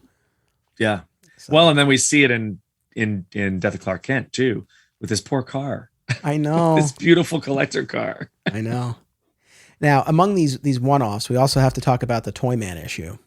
Oh yeah, when he like loses it over the action figures. Yeah. So, we talked about this in the last episode, the death of Adam Grant. So we covered that issue. How well do you remember that issue? Oh, it still irks me. Like that was. It's part of the reason why I'm a little confused by even this issue. That Toyman, was always the kind of lighthearted, weird, whimsical. I don't know. Like I equate him. He's like a C-list villain almost, but he kind of then it gets dark really fast, and he's kidnapping kids, and then he kills Cat's son ultimately. And I will never forget that issue where Superman's holding Adam's corpse and crying on the front cover. Like that's like, what just happened? Like that was a dark turn for not just that character, but for I think DC Superman continuity in general. And now we come back to it. I don't think they hit it hard enough in this issue. Like I think it's a year later, right? In publishing time. Yeah. Yeah. So yeah, I mean the notes I have there. Yeah, it's just not much. Cat Grant just can't believe that he went nuts all over the fact that his toys didn't sell. That was like she almost wished it was something else. Like he had something. There was another reason, but that's the reason why he went off the deep end. Yeah, I remain mixed on all of this, and we talked about it a lot last time. Yeah, I don't want to rehash, but. But I guess, specifically in the context of this issue, I don't know. How do I put this? I appreciate the attempt to account for the switch, right? We talked about this last time. Years later, Jeff Johns would just retcon the whole thing and reveal that these were all just creations of the original Toyman that went awry, which I'm not a huge fan of that fix, but that's whatever. So I appreciate the effort here to account for how and why Toyman changed. Yeah. I guess, I don't know. Part of me is like, well, would any explanation really suffice or make the Adam issue any more palatable? No, but I don't know. It's I guess as a motivation, again, the fact that what makes him snap is that this toy manufacturer comes to him and he's like, hey, we make these Superman action figures. Superman lets us do it. We have to donate the money to charity, but it's good publicity. We want to make a Toyman figure. And Toyman's like, oh, great. And he wants to get one of the figures. They never send it to him. Eventually, he's on this work release program at a department store, which is like, that's probably not a good idea, but okay. Yeah. To your point, he was more innocuous previously, yes. but as Superman points out, as he's sort of recapping Toyman's history, like Toyman was a killer. Yeah. So in any event, so he's at this department store and he sees the line of action figures, our beloved line of Kenner figures. Yeah. Though they never made a Toyman, so there you go. But he sees in the store all of his Toyman figures are on clearance. They're all marked down. And that sets him off. And he goes to the toy manufacturer's house. And now he's starting to hear the voice of Mother in his head. And the toy guy's like, the kids didn't want your figures. Blame the kids. Yeah. And so he does. So, and that sets him off. I don't know. I don't know how well that works as to account for the switch. I don't know. I mean, I would be curious what other people think. I don't know. I'm sort of mixed on that. It's a big jump for me. Like, yes, Toyman was a killer and we get that, but not in that way. It seemed like he loved the game of it all, and he was still a murderer and a killer. But then it went very dark very quickly over something that seemed very trivial. But I guess when you're crazy, the trivial could set you off. I don't know. I guess I just don't love it like you do. Like you're saying, you don't love how that switch happened. I don't think it didn't compute well with me. Yeah. It's also, I feel like, I guess maybe I'll walk back my Jeff Johns criticism a little bit, because I do sort of feel like, where do you go with Toyman from here? Right. I kind of wish they left it alone. I think this issue cheapens the Adam Grant stuff. To me, I think it's like, oh, that's really like, and you can see Kat's kind of just like really, that's it. This is unbelievable. So I don't know. It was not the kind of closure I felt we should have had on that. But yeah, I don't disagree. I would also be curious to know if this is something that Jurgens had planned from the beginning, from the death of Adam issue, or because so much time passed. I wonder if this was something that, based on feedback, if there was a sense of like, hey, maybe we should account for how or why this happened, or if this was always part of the plan. I don't know, but yeah, I don't know. That storyline, like, that still remains a very, very tough pill to swallow. Yeah. In these other issues, we do also have there's a 2-parter with Mr. Miracle. That's fun. Yep, that was a fun one. Yeah, that was fun. I don't know that so much stood out about that, but I guess it was cool to see those characters teaming up against Death Trap, which also goes nowhere. Like, it's a very trivial villain. Like, a lot of what I'm noticing in the 90s too, they were we were saying, it was these villains that were just, they almost seemed like they're sitting around a table like, okay, we need a new villain. Who has a name for a new villain? Okay, great. Let's make a story out of it. But yeah, nothing's really standing out much from me. The only thing I wrote from that was, it's kind of nice. Like, I like this type of book because it feels like it should be an animated series episode. Like, the Mr. Miracle stuff felt very Superman animated, Justice League animated vibe, the way it paced. But I also like it's one of those scenes where we see Superman shaving. Yes. And we see he's using the mirror to shave. I'm like, I always love that. That's always fun to me to see that kind of stuff. I feel like a kid. I'm like, ooh, that's so cool. Like, yeah. The other thing, in fairness, I guess I do give them credit for trying to be additive to the Rogues Gallery and the mythology. Because, like, in the last episode, there were a trio of stories. There was the Bizarro's World arc, which, I don't know if I even said this last time, but it's crazy to think that we had Bizarro in one of the issues of Man of Steel by Byrne. Yeah. And then he's off the board until the 90s. Because when you think of him, it's like, oh, Bizarro, that's one of the stalwarts of the Superman Rogues Gallery, but was used very sparingly. Toyman was the other one, and that was a radical reinvention of the character.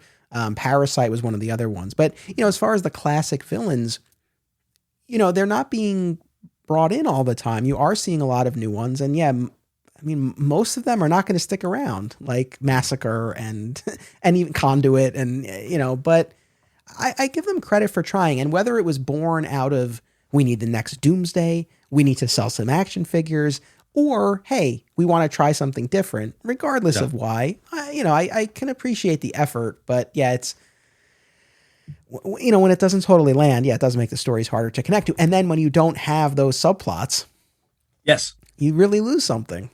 I would almost rather, like, Death Trap, kind of like the Shadow Dragon stuff, be like an underlying like where is he going? Who is this?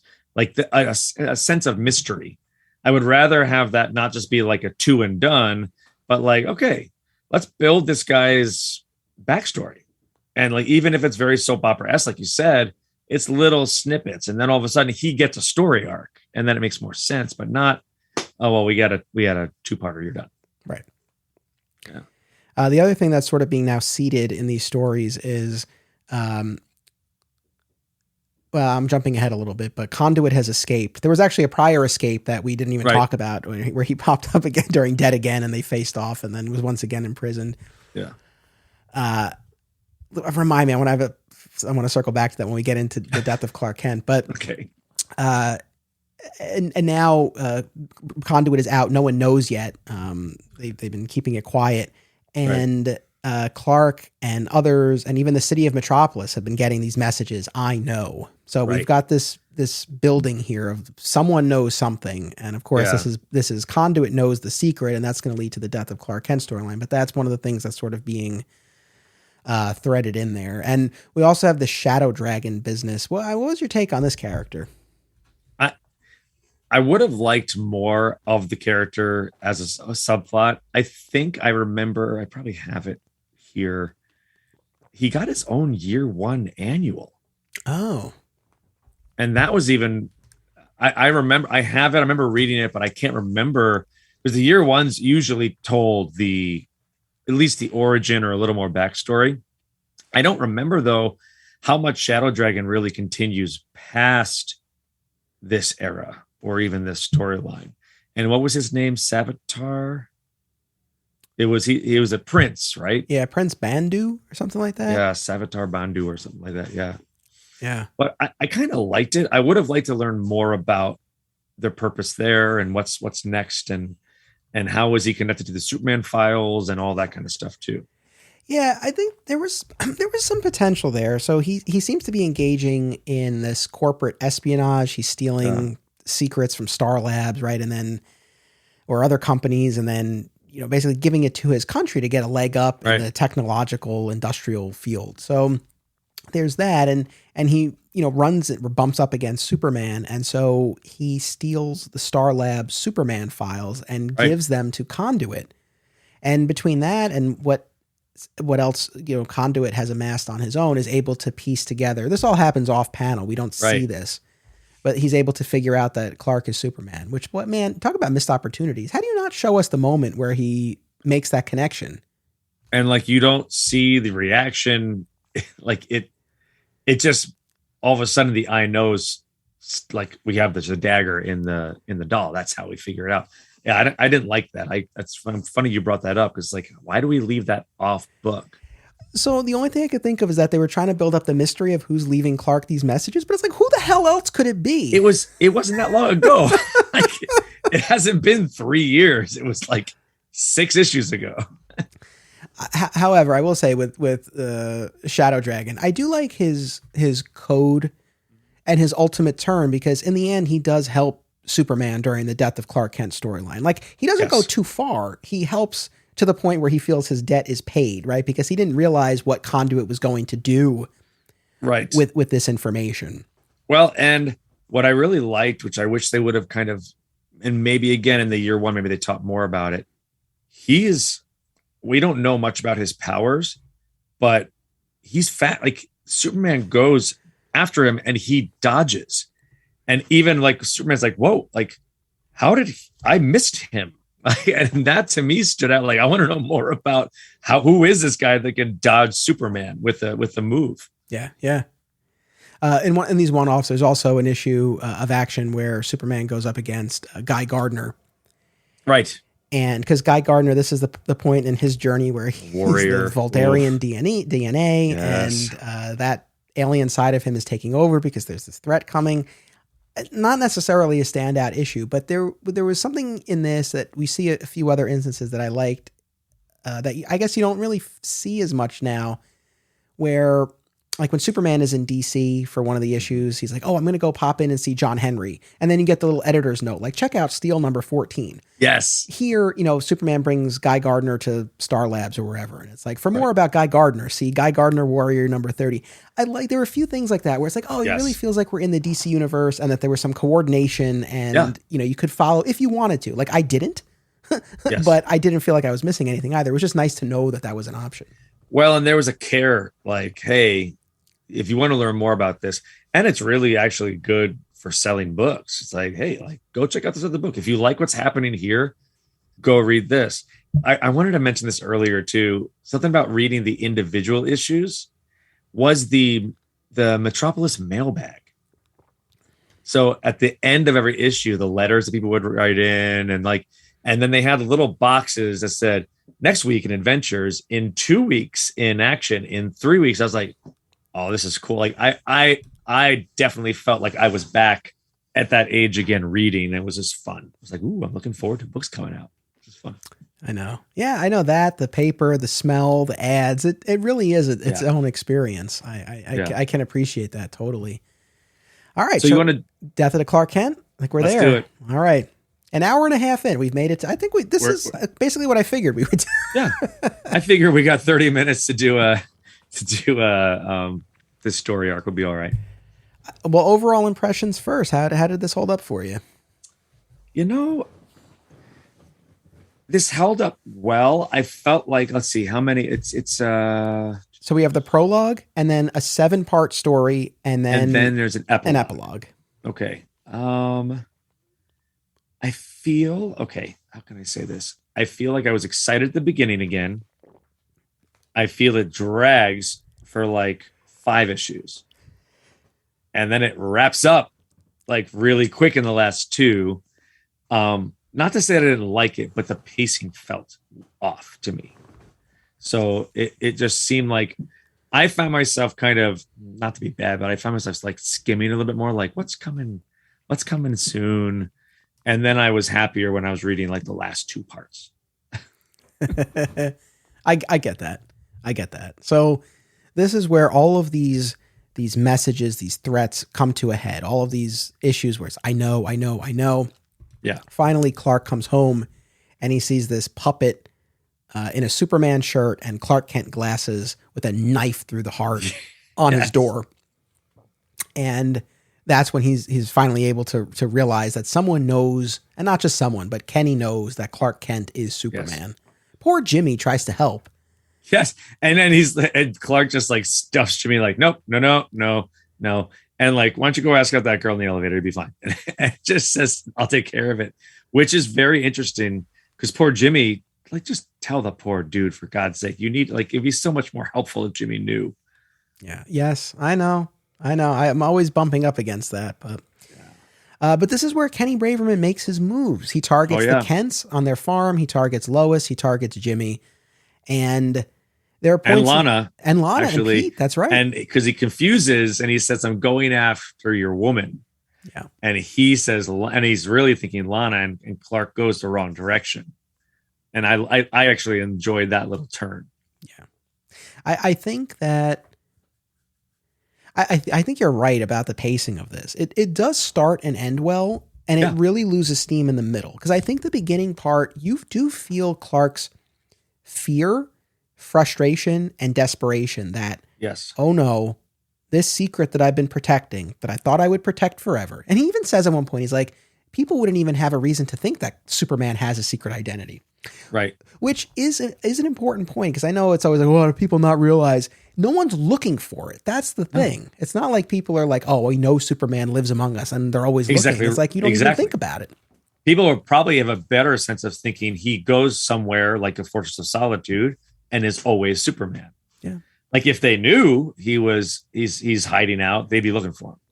I always think about Henry Cavill when he like stood around in Times Square for minutes or longer, and with the glasses on, and like and he's like a huge movie star. No idea. Yeah, no idea. Yeah, but so I think the beginning part of it, where everything's falling apart, right? Where and even before that, in the prologue, his Clark's book editor is targeted. There's a bomb. Oh yeah. And then there's the bomb in Perry's car as well. You mentioned before, Yes. like where Superman has to sacrifice the car, but is able to save Perry and Keith. So, you know, Kenny is going after the people in Clark's life. He sends this bottle of champagne that's actually a bomb to Lana and Pete. And like you said, Clark is able to realize, oh, by woman I love, he means Lana, and save them. Ma and Pa on the farm. I mean, the farm is destroyed, but Clark is able to get them out in time, and then they go on the run. Lois is seemingly caught in an explosion with Dan Turpin, who's protected by the kryptonite battlesuit.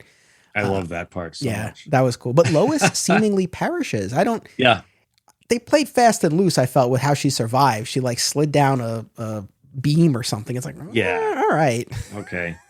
But I mean, we all know that. I mean, I've always wondered, when are they going to get to the point where they off Lois for real? I've always wondered. We're getting close to that point, or maybe she's untouchable. Maybe that is, we're not gonna, we can off Ma or Pa Kent, but I guess we can't really get rid of Lois, or that, because then we go down the injustice road. That's true. Although I feel like with any of these stories, I feel like it's only a matter of time, and it wouldn't be permanent because nothing ever is. And that's my question: is how will anybody ever permanently die? That's the biggest thing I always wonder. Probably not. Probably not. No. I would be really interested in actually like starting to see Lois age, and we're seeing Clark age in the current books right now, which there's a lot going on there coming up, which is cool. Yeah, that would be interesting to explore. I mean, I remember there was a whole episode in the final season of Lois and Clark, The New Adventures of Superman, where they had this conversation, and there was the villain who could steal people's youth and everything. But the dramatic tension in that episode was this fact that Lois is going to age and die, and Clark will not. Yeah. Well, and we kind of see it a little bit in Infinite Crisis, where, you know, like I forget, would that be Earth 2? Earth 2, Clark. Yeah, Earth 2, and he has the gray. And that was ultimately the issue, that Lois was going to die unless he took her out of time, unless he saved her that way. Yeah. But it's just cool. But yeah, so Lois avoids death. Dan Turpin's in the suit. Metallo is the one that's back in the book, which I didn't love this version of Metallo. Did you enjoy that? Not particularly. I'm not the biggest Metallo fan in the world. No. But like, what was interesting to me, I had totally forgotten he was in this, but like, I look at Kenny Braverman, and to me, Conduit is the better version of Metallo because he has the kryptonite, but he also has the personal animosity there and the history. Right. So I feel like, I don't even know if we really need Metallo, but yeah, he popped up. Yep. And then who else we had? Well, I don't know. I made a few notes about this, like Clark's a lumberjack. Like there's the scene later, like he's going by an alias now. Was it Wayne Jordan or something like that? And I don't know. That's when I was like, okay, this needs to move. This needs to go towards the end now. Yeah, there's some stuff did not come together here the way it needed to. I think just like Dead Again, it's a good hook. Mm-hmm. Someone knows the secret, and they're using this information, and they're targeting people close to Clark. And he's afraid, and he doesn't know what to do. And so I think that's a good jumping off point. And the beginning issues are pretty electric, where he's, racing back and forth, and again, saving Mom and Pa, but losing the farm, seemingly seeing Lois get blown up. And earlier on, I think it's in Superman 100, he has this heart to heart with Lois on the roof, and he really, Jurgens gives this like 2-page scene where Superman articulates and encapsulates this whole version of the Clark Superman dynamic, where he explicitly says, like, I'm Clark first and Superman second. He's like, I don't get excited to fly to the moon, and I don't care about getting along well with the JLA. I care about winning a journalism award or writing the next great American novel, because that's not something that I use my powers for. Right. Which, was great. Like, I enjoyed, I that's the version of the character I subscribe to. So I that was cool. But yeah, I don't know. So from there, we get into this extended interlude where he and Ma and Pa are on the run, living under these assumed identities. And like you said, he's working as a lumberjack. He thinks Lois is dead still. You do get, before he realizes that the Kents are alive, because there is a period where he thinks they're dead too. Like he's really lost it. He strips off his costume. He burns just naked. Screams. Yeah. That's what gets the Kents' attention. They're like, we heard a scream. Like, Clark. So there's at least that moment of grief. And I understand the relief at seeing his parents alive, but I do not like it. I honestly kind of forgot until they articulated it. It's like, oh, he thinks Lois is dead because he's not acting like it. Well, and that's what threw me a lot too. It's like, I would have thought he would be more torn up still and lost because Lois is dead, but he's seemingly going on and trying to just, I don't know, figure things out, but he's not, doesn't seem too messed up, which that just confused me. Okay. Do you, in current Superman right now, Action Comics and Superman, so like when Bendis was doing stuff, those were two very different books and separate storylines. As I was reading this, I was wondering, like, would Death of Clark Kent worked better if it was only in the Superman books and the other issues were like subplot issues? Because I just wonder, like, I just feel like it was stretched out too much and they didn't do a good job across all the writers, making sure that everybody had a real understanding where the role of the arc was going. That's what I got a sense of.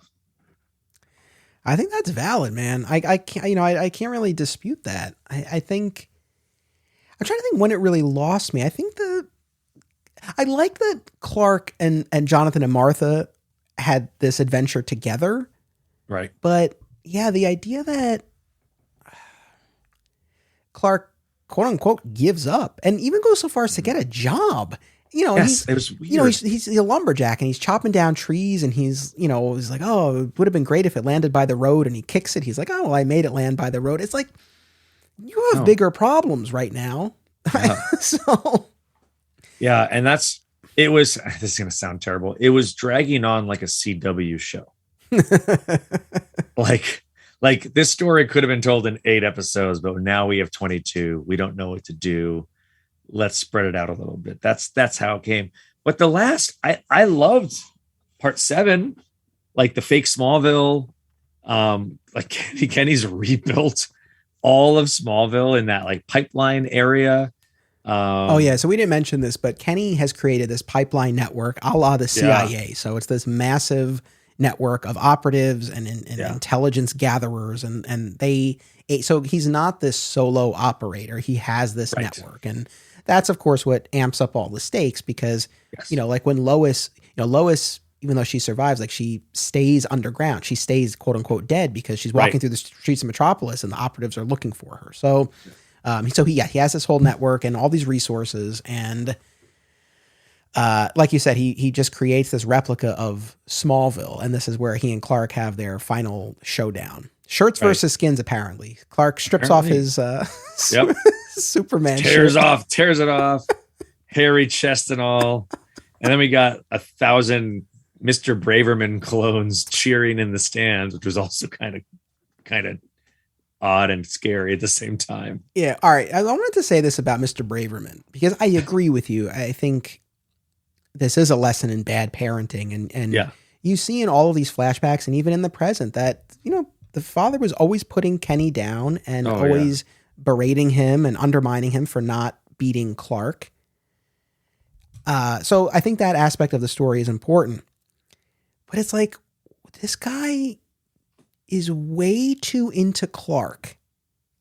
Yeah. Right. Because he's always like he never, in the past and present, he never misses an opportunity to be like, oh, well, at least the Clark is okay. Like, Clark Kent, he's a great boy. This. Clark's the best. Fine boy he is. It's like, that's weird. It's like, I don't know, if like another dad were always talking about my kid like that all the time, he'd be like, hey, like worry about your own kid and like back off and go drive an ice cream truck in somebody else's neighborhood.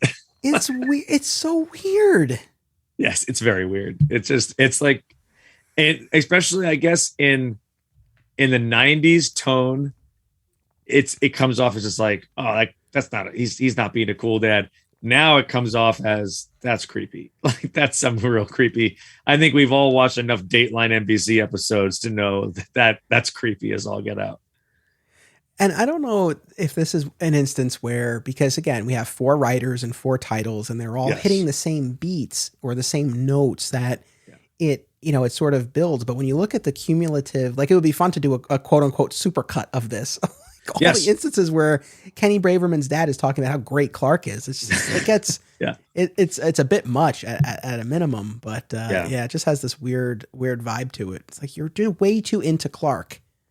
Well, and the epilogue is good because we finally get Superman as Superman, like yelling at Kenny's dad when all is said and done. And I wrote the quote. He said, "You get raised in a way that helps or hurts the person you become."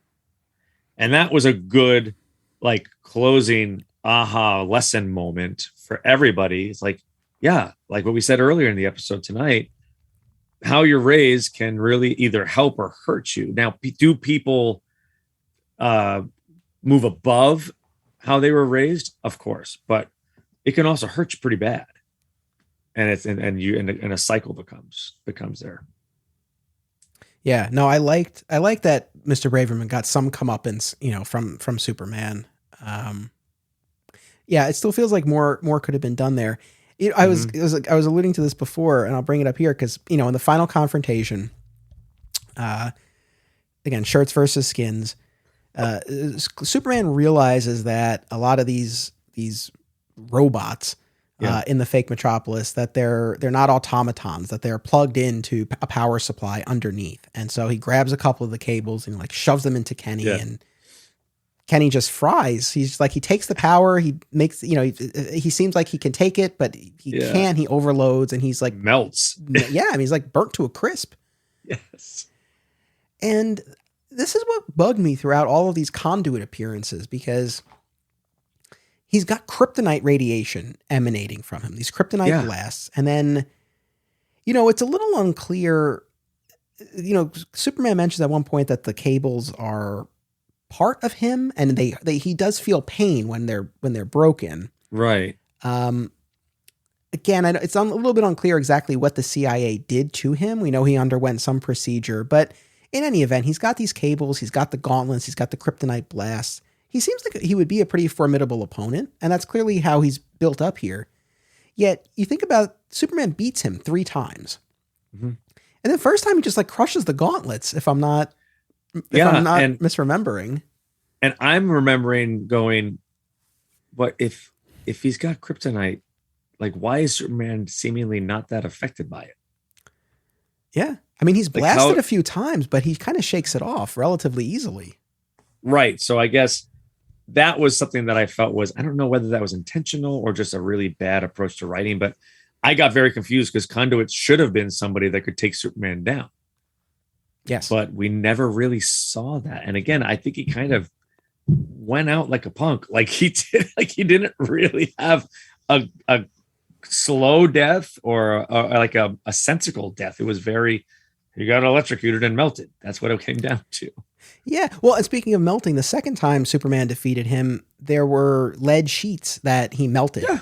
And that just kind of like gummed up the works in Conduit's suit. And that was it for him. Yeah. And then this time again, Superman fries him. I mean, I know we talked about this in the context of Cyborg Superman, and this comes up from time to time. I mean, did he just kill Kenny? Yes. Wow. Like, and not even like South Park. like, oh, you killed Kenny.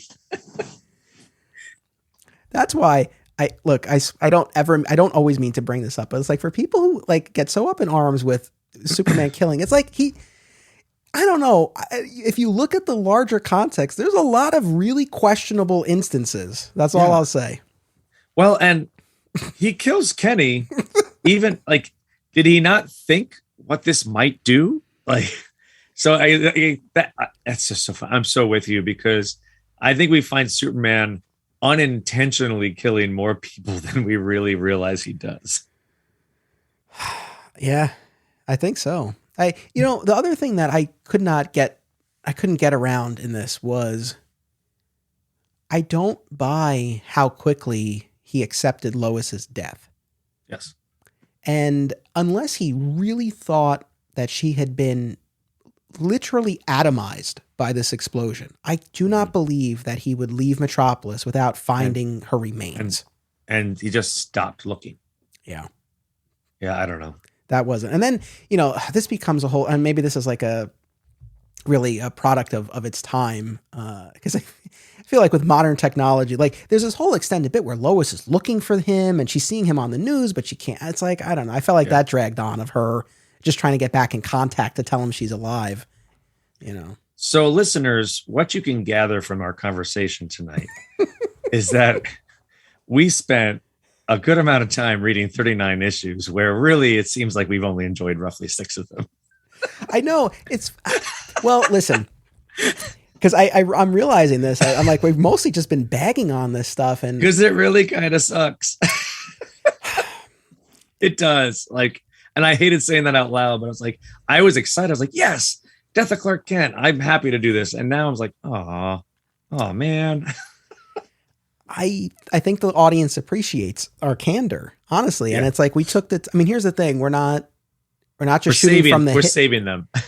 Yeah. Well, yeah. And it's like, we're not shooting from the hip. I mean, we spent a lot of time reading them and a lot of time talking about them. And audience, thank you for taking the time to listen to us talk about them. And yeah, as always, I go in hoping to enjoy it, and a lot of fond memories from my youth. And that aspect of it is there. Like, I remember going to the shop and getting these issues, and that came back to me, and that was nice. But I guess last year, reading the beginning part of the Triangle Era and the years leading up to it was a very pleasant surprise of like, wow, they were really building out this world of Superman comics. And there was some really good stuff there. It was a pleasant surprise.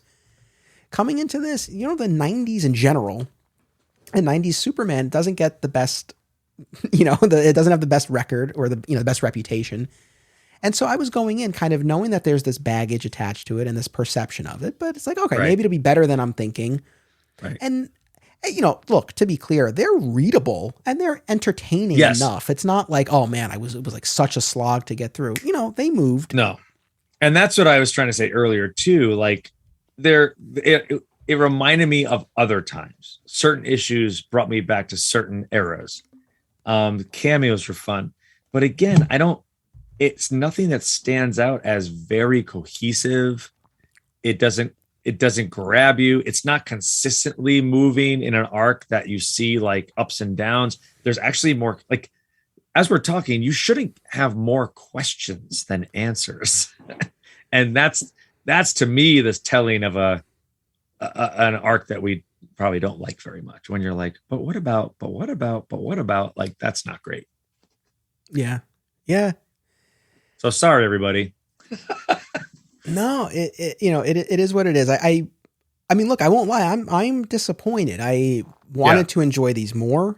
Same with the batch that we read for last time. And I don't, I still have 2 more. We have more episodes coming, but 2 episodes that are specifically comic centric, 2 more big reading assignments. And yes, I think we're sort of going to be in this territory, and that's okay. There's still value to be had, but yeah, I think you're right. There is that lack of cohesion. One of our patrons, Brian, he said his comment, he said, so many story arcs, because I said I'm covering this era. He said so many story arcs, the beginning of writing for the trade event crossover arcs, the treadmill the industry has been on ever since. And yeah, even though very little of this got collected, but yeah, I mean, I think coming out of the Death and Reign, I think you do see, I think this is what has always been said about this era, but I guess I was hoping maybe that was kind of an unfair characterization, but reading the stories, it's like, no, I think that kind of is like chasing, what they had achieved earlier, but not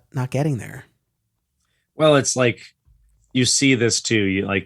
If there's a movie series that has 7 movies, the first one or second one, you're like, yes. And then it's okay. They're just trying to find that magic and back in the bottle again, and they just can't recreate it.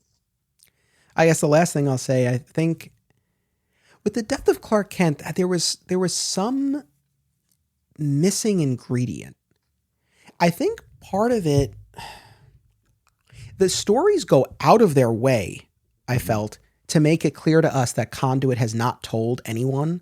It's like issue after issue where the minions are like, oh, why do they want this old couple in Kansas? Like, it's very clear. And then Shadow Dragon, when he does Superman is Solid, he erases all the references to Superman in Pipeline, but then through the magic of the internet, this gets extended, and it's like every digital reference to Superman anywhere is erased. God. So I was like, all right. So they really go out of their way, and I get that, because then I guess Superman can have peace of mind, like, okay, I can resume my life. And, he has some debate about whether or not he even wants to go back to being Clark. And, Lois puts him through this test where she's like, go get a cup of coffee as Superman. And he sees the way everyone reacts to him. But I don't know. I feel like maybe if the reveal of the identity had been more of a threat, like that wasn't Kenny's agenda. Like he really wanted to just kill the people in Clark's life and then ultimately kill Clark. When he's in the pipeline, he's going through, and even that clearly female general, who we have no idea what happens to her, by the way, he knocks out everybody in the room. We never know who that person is and what happened to her.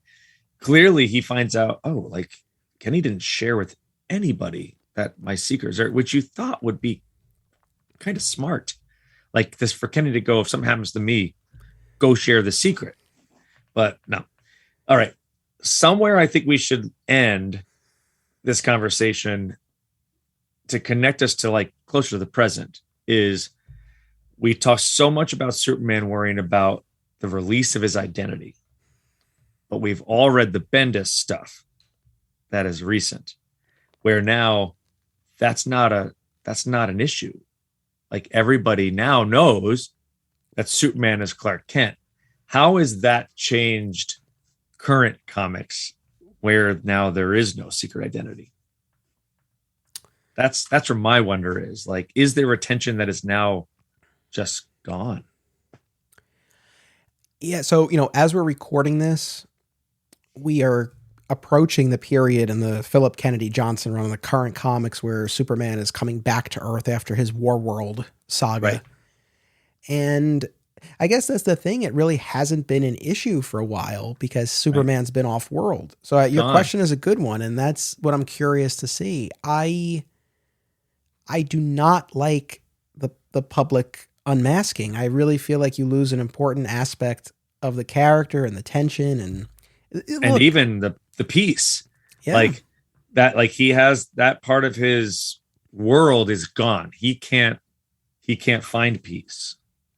It's like you have a job, but you can go home and be a dad and a husband and have a sanctuary at home. But if that's taken away, all you have is your job. That's very different. That's a different existence. So I just was curious kind of how you felt about that, because we're seeing so much tension about Superman not wanting to lose that here, but that doesn't exist anymore.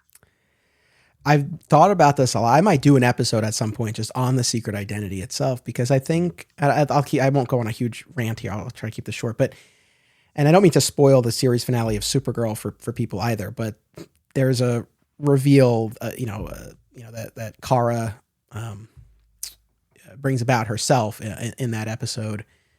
And I feel like, looking at that and looking at the Bendis run, those are, I think, two really big, recent, clear examples of this. Mm-hmm. But you see this in plenty of other things. I mean, like the MCU, like they don't even, they don't do secret identities.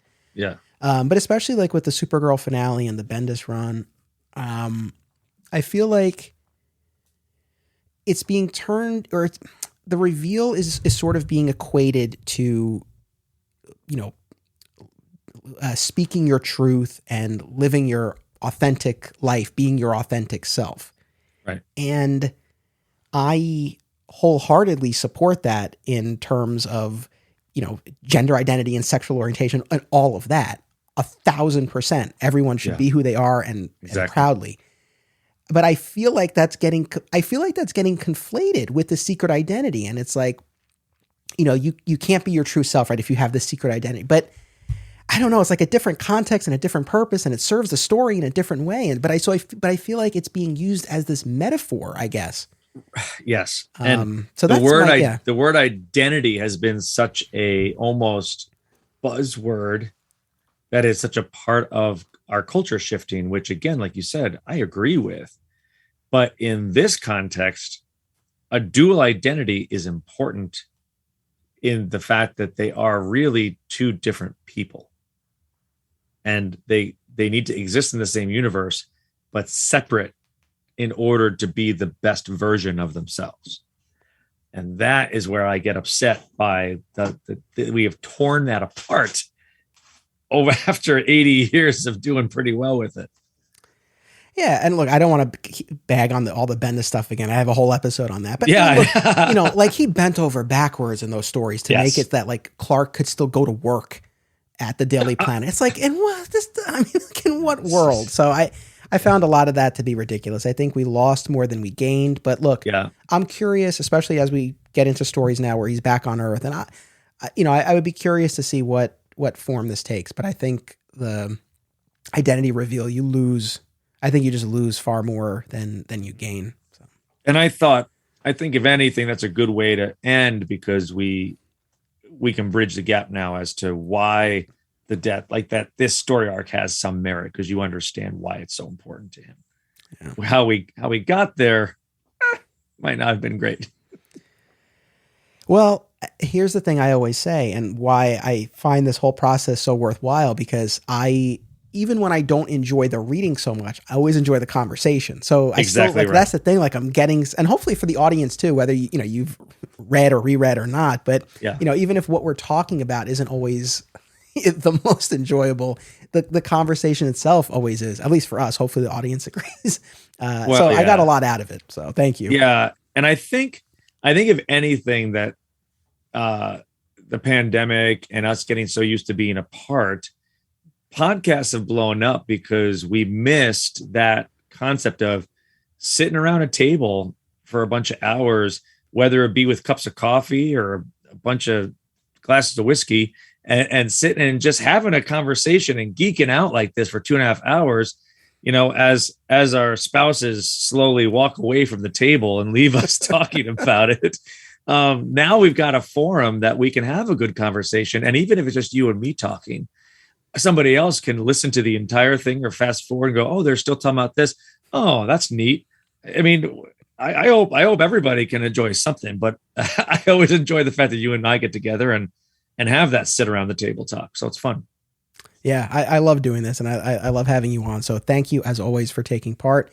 I look forward to the next time we'll do this. And in fact, people will be hearing you again not too long from now. So make sure you stay tuned, especially as we approach a very important November date, a certain milestone for the Man of Steel. You might be hearing Bernie on the show again around then, so make sure you stay tuned for that. And of course, we will be back next week with part 4 of our 7-part Death to Wedding event. And as I said earlier, we'll be talking about the death and return of Superman video game. I'll be joined by Jeremy Frutkin, who's been on the show a bunch of times. Nice. And like I said, I recorded it already. It's a lot of fun. Even if you're not a video game person, we made it. It works for everyone. Trust me. So even if you're not a video game person, make sure you tune in. It's a lot of fun. And for those of you who do know the game, I mean, we really got into it and we played it all the way through. So we really had a pretty thorough conversation about it. I love that you can pawn off research for a podcast to spending 3 hours playing a video game. That's the thing. I mean, look, I know people play video games for recreation and that's awesome, but it's like that's always, we don't. Yeah. But yeah, that's the thing. It's like, I can justify it because it's like, well, it's material for the show. Yeah. So again, that will be next week. Make sure you tune in. And until then, as always, remember, it's about what you do. It's about action. Support the show and receive exclusive additional content, including my DC movie rewatch podcast at patreon.com/Anthony Desiato. Thank you to all patrons for enabling me to produce this show. Also, be sure to explore the other shows within the Flat Squirrel Podcast Network, which is home to Digging for Kryptonite, another exciting episode in the Adventures of Superman, Summoning the Zords, and My Comic Shop History, all hosted by yours truly. Subscribe for free wherever you get your podcasts. Visit FlatSquirrelProductions.com for more. Thank you all.